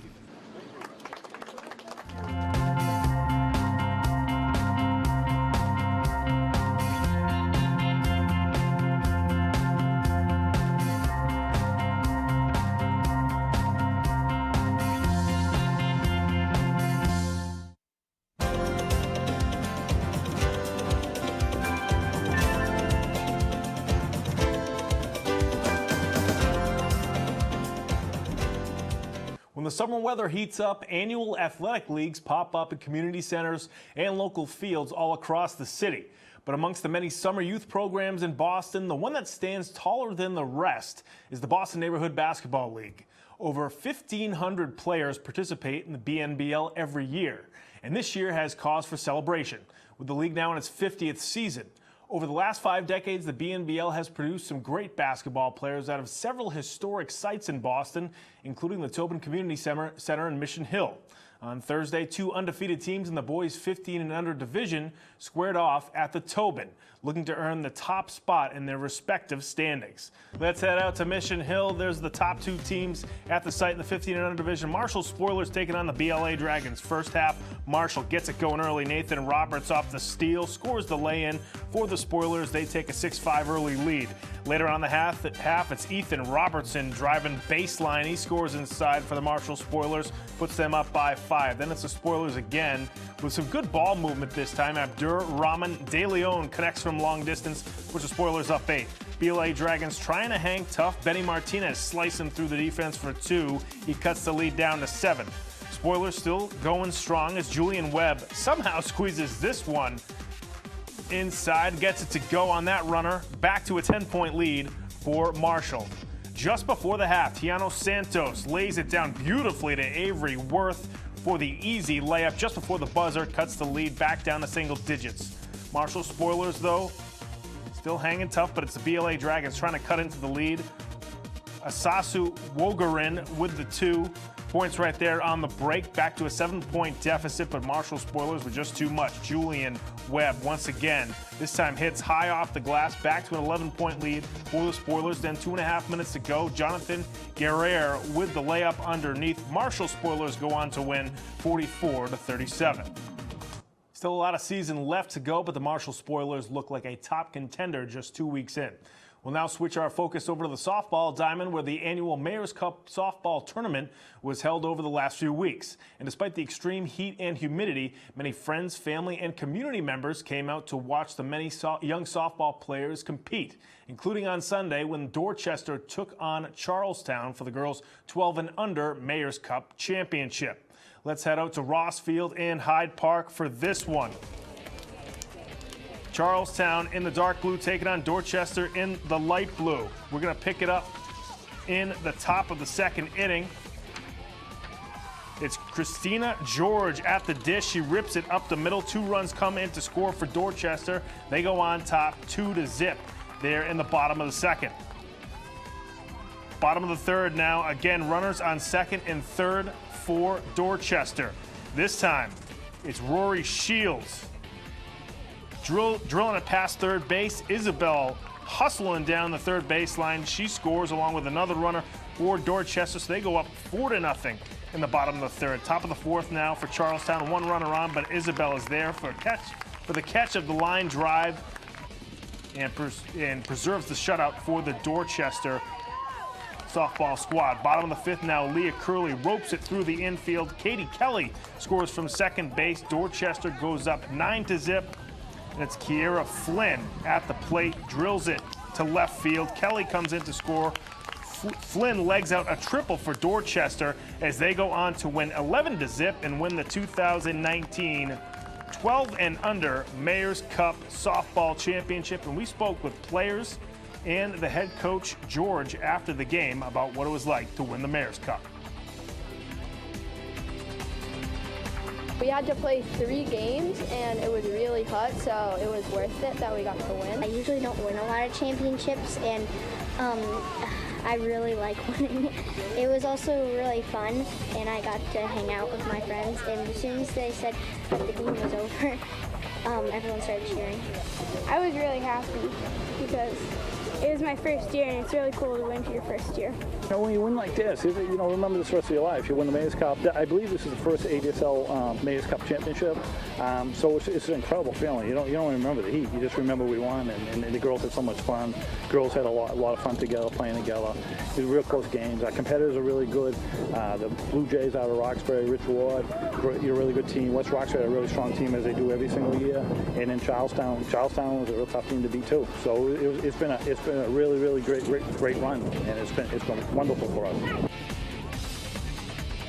Heck of a performance by Dorchester in the 12 and under division.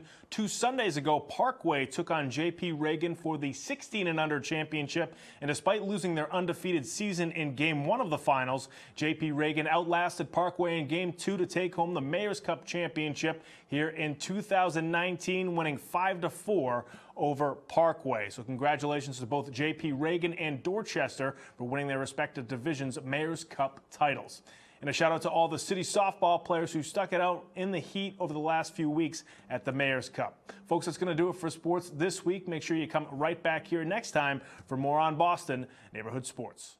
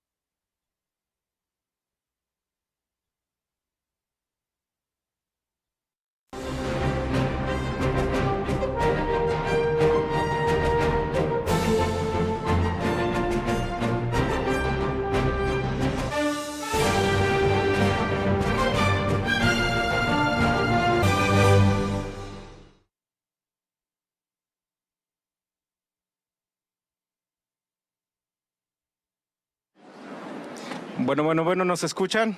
Buenas tardes a todos. Quiero darles la bienvenida aquí a la ciudad de Boston, a la alcaldía. Es un orgullo para mí estar aquí con ustedes.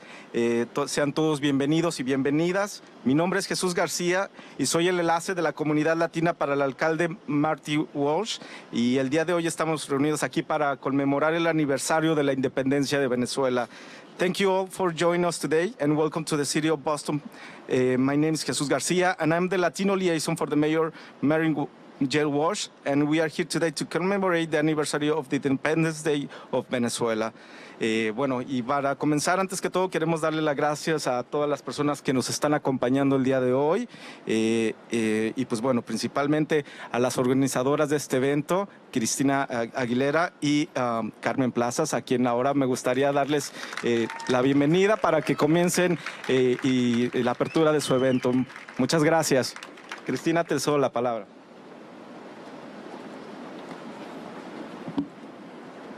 Buenas tardes. ¿Cómo está toda mi gente? Well, good afternoon. Thank you very much for being here today, for joining us in this very special day. It's a very special day for the Venezuelan community when we are able to celebrate united as a community without all the political charge that sometimes happens here in Boston when we were misrepresented by people from the regime. To be able to celebrate this step forward in our democracy, and there's still a long road, and there's are still many things that our country needs to endure in order to achieve a peaceful transition. But here in Boston, we're commemorating today everyone who have lost their lives because of the torture and the killings that the regime has done in our country. But we're also celebrating a little bit, because even though it's hard to celebrate when your heart is still it's still kind of mourning this transition and this situation, we're a more united community. And we're right now everywhere around the world sharing everything that our country taught us. We are striving in the business sector, we're striving in the education sector. We're bringing all of our contributions to every community that is kind enough to open their arms to us and welcome us. En un poquito de resumen de lo que decía, es un día bien especial, lo sabemos nosotros los venezolanos más que nadie, y ya me voy a poner emocionada, porque marca un momento en el cual después de 19 años podemos nosotros celebrar y tener potestad sobre nuestra cultura, nuestras tradiciones y nuestra bandera y nuestra independencia, sabiendo que no vamos a tener aquí a las personas que han violentado la democracia de nuestro país.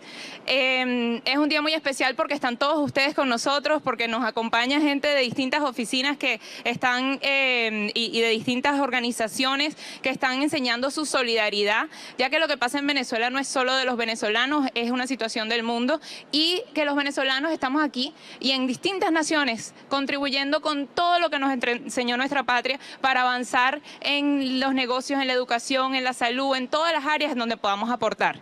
Así que muchísimas gracias de nuevo por estar aquí, y una de las primeras cosas que vamos a hacer el día de hoy es ofrecer un minuto de silencio por todos los caídos en la lucha por nuestra democracia y hace muchos años en la lucha por nuestra independencia. So the first thing we're going to do today is to offer a minute of silence for all of those who have fallen in the fight for our independence in the past and now our democracy in the present. Please stand.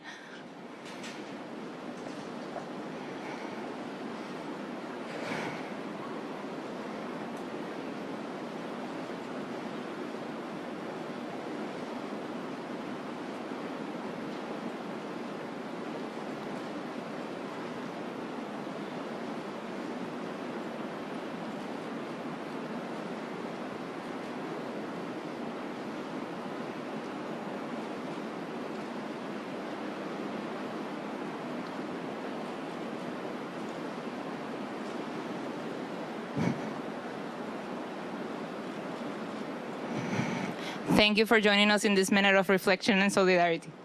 Gracias por acompañarnos en este minuto de reflexión y solidaridad.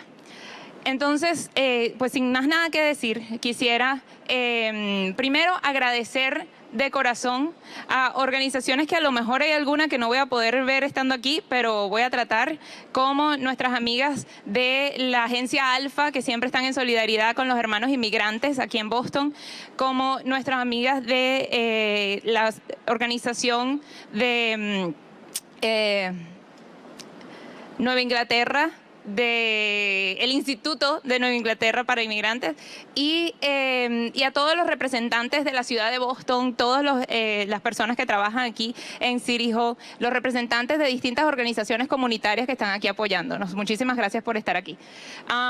So now we're gonna, before I introduce our keynote speaker, I want just to say thank you to specific members of our community that are here supporting us, that are from human rights and immigrants' rights organizations and that are showing their solidarity today, like Agencia Alfa, like the New England International Institute, all the beautiful and amazing staff of the City of Boston that have helped us put together today's event, from the Mayor's Office of Immigrant Advancement and others. And my biggest thanks goes to Mayor Marty Walsh. We're very excited to have you here today celebrating with us this special moment for the Venezuelan community. We acknowledge how you have been in the forefront of welcoming immigrants to our city, and I'm very happy that today you made time to be with us and celebrate and commemorate our Venezuelan independence.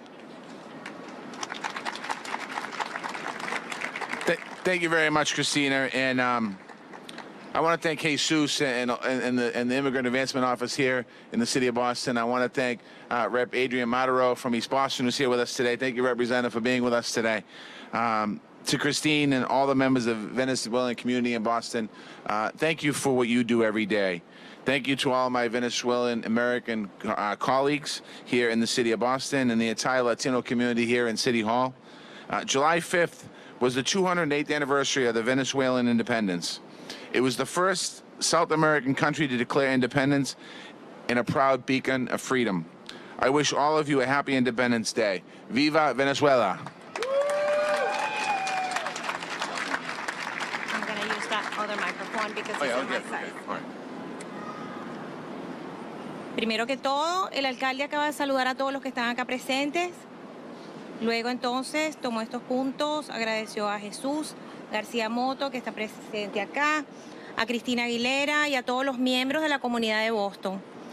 Gracias a los colegas de americanos venezolanos, Celina Barrios Milner, Ron Ellie, Ana Vivas, y a toda la comunidad latina en general que se encuentra acá presente en el City Hall. Un 5 de julio es el 208 aniversario de la independencia de Venezuela. Fue el primer país en América del Sur declarar la independencia. Es algo que nos da mucho orgullo cuando hablamos de la libertad. Quiero desearles a todos un feliz Día de Independencia. ¡Viva Venezuela! This is a special flag raising. The grassroots Venezuelan community here in Boston came together to organize this, and I want to thank all of you for doing that. You're showing what difficult times back home, you love your country and you are proud of your culture. That shows you are a strong community here in the City of Boston, and we are grateful for the strength of your community in Boston.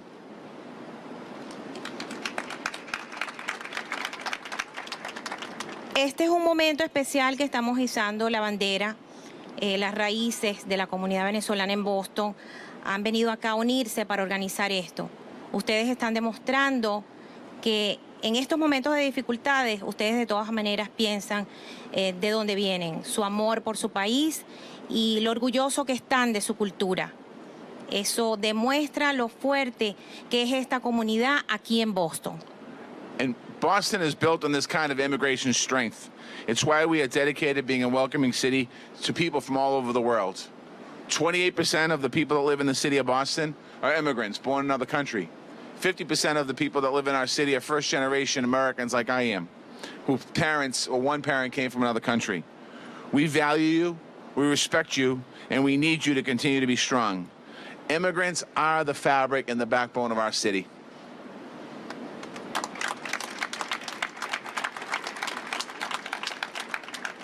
Boston ha sido construido en esta forma fuerte con su inmigración.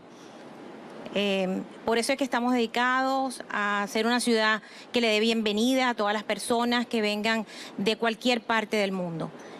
Somos una ciudad que tiene un 28% de migrantes y un 50% como yo, que somos la primera generación. Los valorizamos, los respetamos, los necesitamos y necesitamos que continúen siendo muy fuertes. Los inmigrantes son la fábrica de esta ciudad. Venezuelans have been a vital thread in that fabric. We are proud to have thousands of Venezuelans living right here and working in the city of Boston and studying in Boston. As students in our schools and our colleges, as workers, as business owners in every industry, as community activists and good neighbors, as city employees and state employees. We are a stronger city because of the Venezuelan people.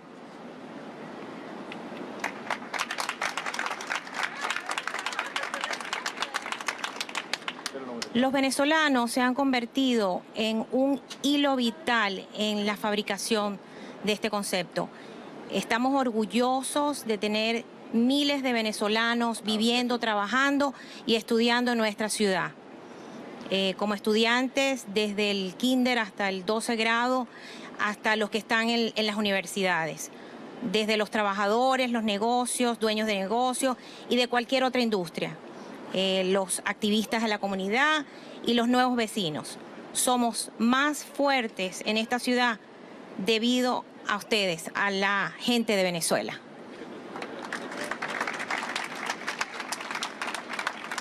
But I know many people are here today with heavy hearts. Some of you are here under difficult circumstances. You left home because you had no choice. And I know that you're all thinking about back home, suffering the hardship and uncertainty that's going on at home. I've talked to all of my own people, to Anna, to Selena, to Ronnie, and other Venezuelans who talk about what's happening at home. And my heart is with you. We're with you because we know that what's going through. And all of you that are here today, I might not know you personally, but I certainly know the struggles that are going back home. I want you to know that Boston stands with you. Boston stands with your loved ones, and Boston stands with all of the people of Venezuela.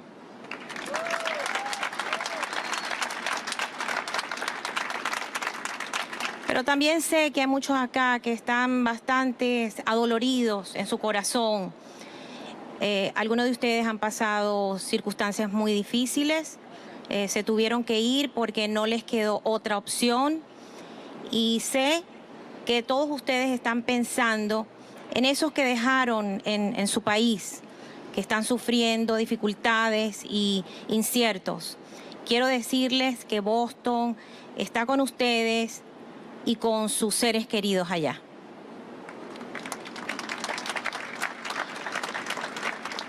Every now and then I'm asked, why am I so pro-immigrant? It's because I believe in freedom and democracy. Boston believes in freedom and democracy, security and opportunity for all of our people. That's the idea Boston was built on. By standing up for freedoms, you are bringing our life to the proudest traditions and the deepest values. I want to thank everyone here today. You will always be welcome here in City of Boston and City Hall.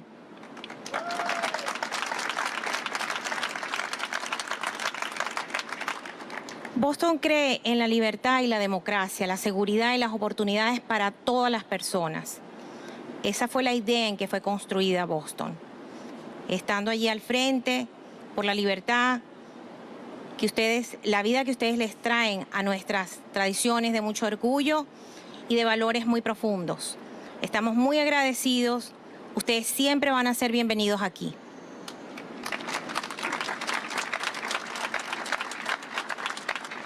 And today's a day of celebration, so I encourage all Venezuelans, the community, to keep the spirit alive each and every day of the year. Continue to be active and engaged in your community. Continue to be proud to make your voices heard. Continue to reach out to your local government. Don't be afraid to let your light shine and your music play. You are Venezuelans and you are Bostonians as well.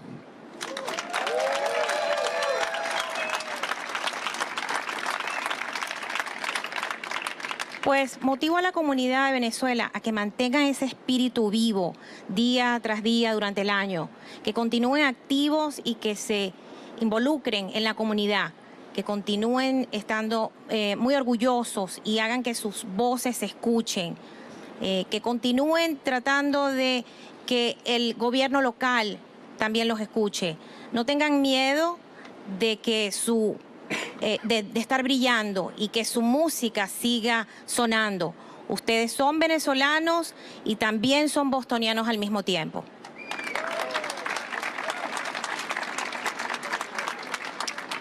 This flag represents that. Let all of Boston show respect and support to this flag and the proud people of Venezuela. Thank you and God bless you. Esta bandera que vamos a alzar hoy acá representa eso. Dejar que todo Boston lo vea, que vea nuestros respetos y nuestro apoyo a esta bandera. Y el orgullo de la gente de Venezuela.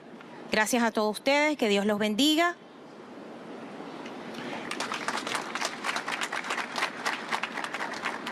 The Venezuelan community here in the city of Boston is called to raise the Venezuelan flag at Boston City Hall Plaza to commemorate the 208th anniversary of the Venezuelan Independence Day.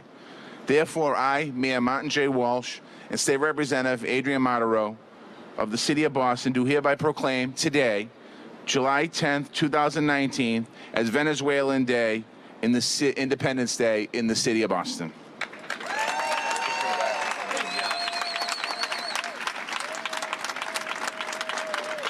La comunidad de venezolanos en Boston ha llamado a izar la bandera de Venezuela en la alcaldía de acá de Boston para conmemorar el 208 aniversario de la independencia de Venezuela. Yo, Mary Walsh, el alcalde de la ciudad de Boston, dejo presente y declarado en el día de hoy, 10 de julio del 2019, como el día que conmemora la comunidad de Venezuela, el Día de la Independencia de Venezuela. And now I'd like to just one more time thank Christina Aguilera and the Venezuelan community for all the work you do and bring her back to the microphone.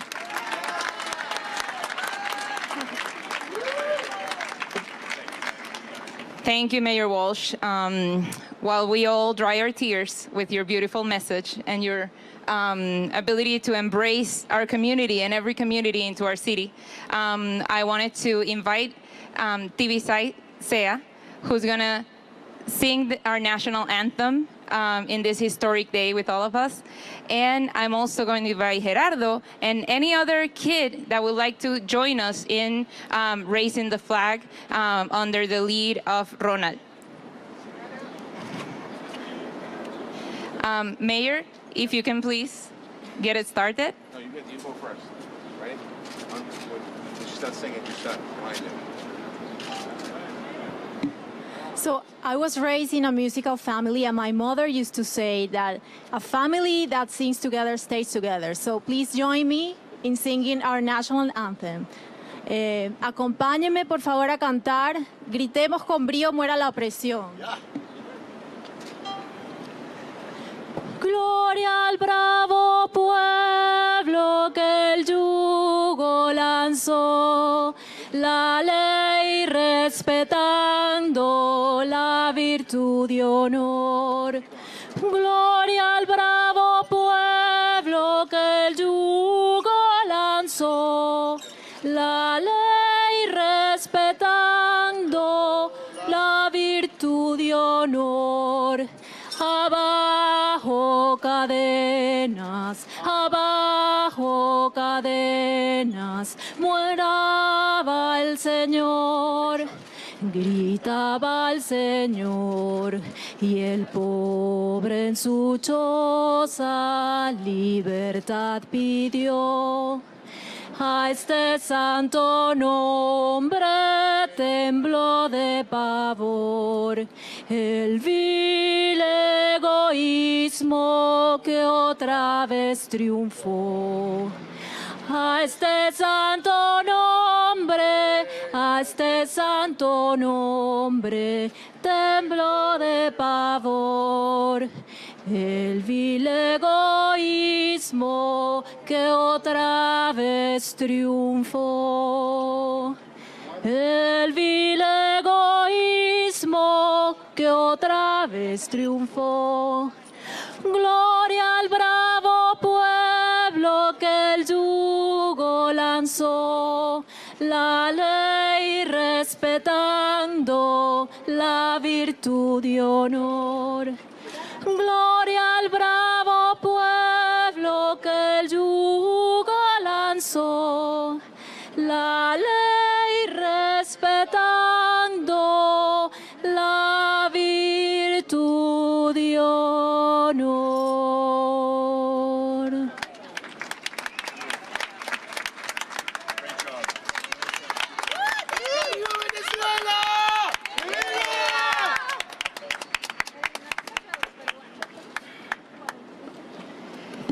So as you noticed, besides how beautiful and emotional is our anthem, and how beautiful TV sang it, and all the kids that helped us raise the flag, including the mayor, we are raising it halfway. There's a technical term in Spanish, I don't know it in English, but we're raising it halfway because we're still commemorating all of our falling, and the pain is still very much alive, and we want to do that as a symbolic way to tell them that we're mourning and that we're with them.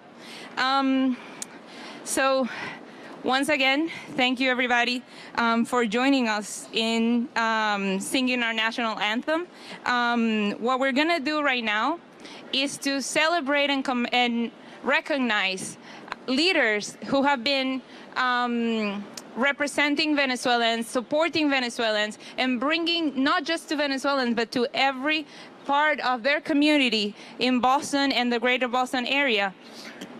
Their talent, their heart, the art, the work that they do in communications, in business, in the different fields that are where they're showing to the world the love and passion that Venezuelans have for work and for overcoming all the challenges that our country has been facing.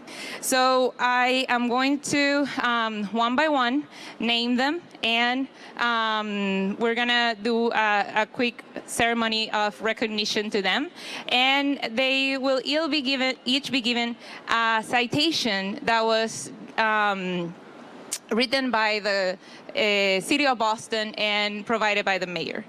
Ahora lo que vamos a hacer es hacer un reconocimiento a todos aquellos líderes venezolanos y también solidarios con la causa de Venezuela que han estado enseñando los valores que traemos nosotros a nuestras comunidades, no nada más para apoyar a venezolanos que llegan, pero también para apoyar a toda la comunidad y representar con sus contribuciones el avance que podemos traer tanto las comunidades inmigrantes como los venezolanos a nuestra ciudad.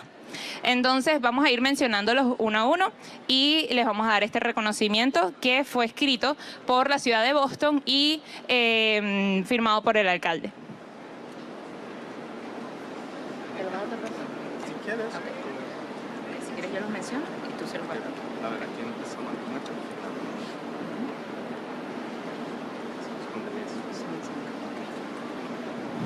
All right.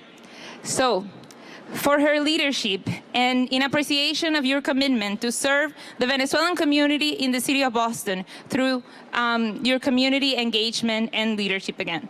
The city of Boston wishes you much success in all your future endeavors. Denise Rincon.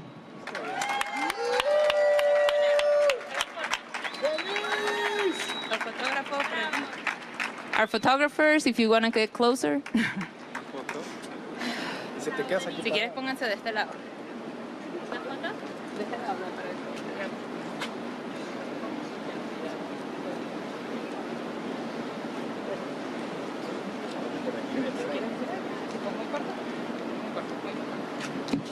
Okay, thank you so much. This is responsibility. This is commitment. This is love. This is dedication for all my people and for all Venezuelans who are suffering in my country. But also, this is a teamwork. Cristina is part of this. I want, and not just Cristina, Maria Alejandra, everyone, David Bonjoet, Eva. I do not have enough time to name all of them. So thank you so much for this. Thank you. And my heart is with you, and I will keep working for you. I love you. Los quiero mucho. Gracias. Estoy haciéndole señas a Ronald para que si por favor puede acercarse a tomarle fotos a los premiados. Gracias. Okay, so our second recognition is to in appreciation for your commitment and contribution to the Venezuelan community in the city of Boston through your leadership in your business that has served many Venezuelans with wonderful food and that have gone beyond to supporting the community and every single event that we have done here in Boston. So thank you to Los Chamos Cuisine.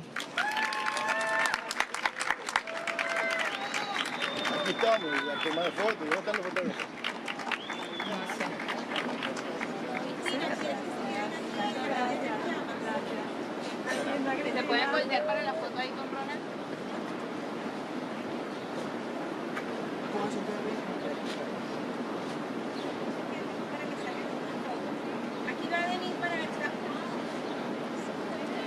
Thank you, and sorry that this takes a little longer. All right. The next one is to someone who's very beloved by the community here, and is in appreciation of your commitment to serve the Venezuelan community in the city of Boston through your leadership in education and academia, and always representing the voice in Venezuela in every platform that needs your wisdom and the details of the data that is happening in our country. So thank you, Leonardo Vivas.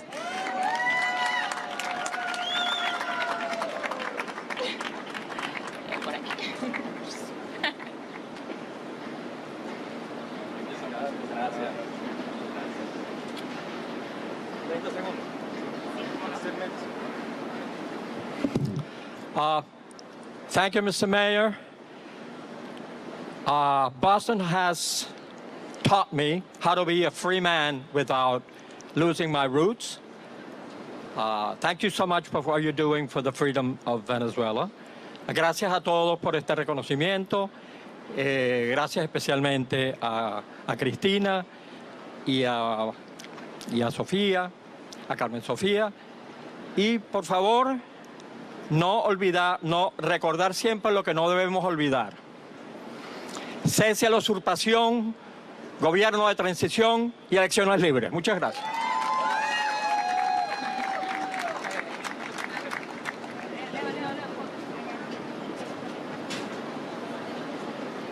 All right.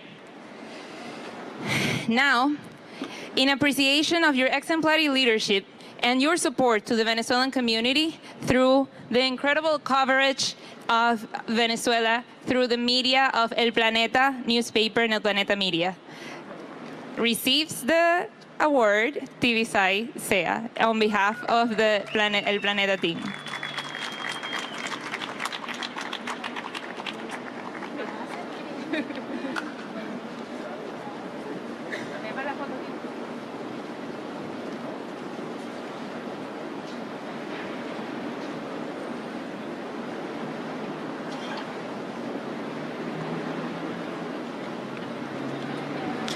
Thank you, El Planeta, for always being there. And thank you, TV, for making a really broad effort to try to report everything that is happening in our country beyond all the boundaries that sometimes are out there. Now, we would like to give a very special recognition to someone who is not Venezuelan, but has been baptized Venezuelan at heart. He has been making sure that every Venezuelan that comes through his door, that every Venezuelan that he meets on the street, meets him gets to know all the opportunities that there can be there for them, all the connections that he can make. So he welcomes them, he makes sure that to be there for them, and he's as always, and he started Redes en Acción Venezuela as a Guatemalan with the support of Venezuelans to try to connect the Venezuelan community among each other to be able to open more doors and faster open doors for their future. So, David Bautista. Este es un reconocimiento muy especial a un guatemalteco muy querido que ha ayudado a los venezolanos como si él mismo lo fuera.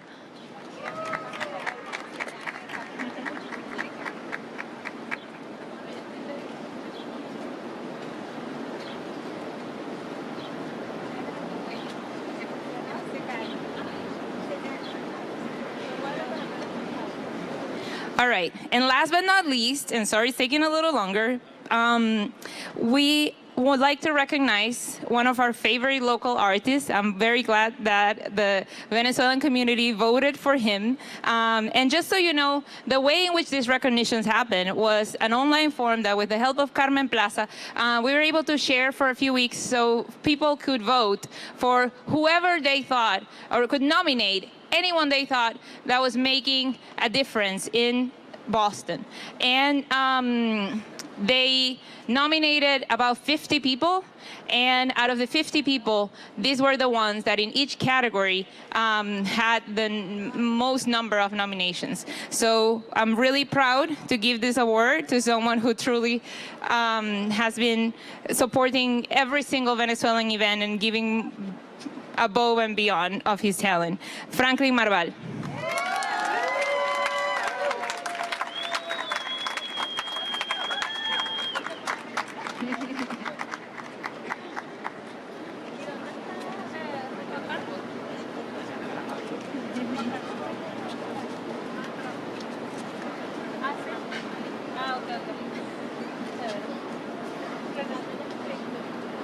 All right, I'm very confused of who's the photographer.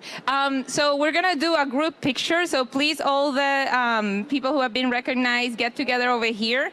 And in the meantime, I wanna share something that is gonna happen today. The mayor had to leave, but we, after this picture, would like to,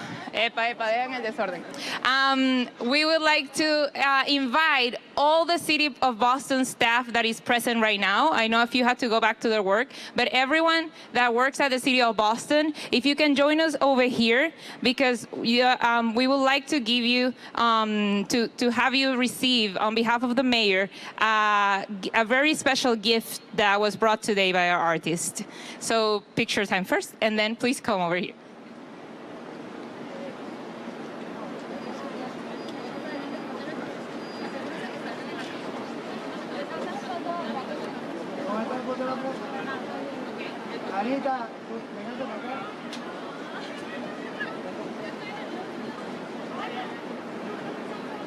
Selena.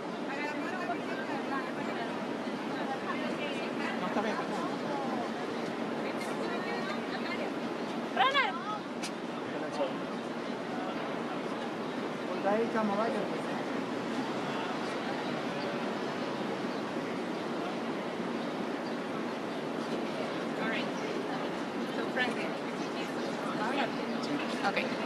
So if you can leave us with the staff from the City of Boston, Selena, Rona, Lana, Natalia, así que deja escondete. Anyone else from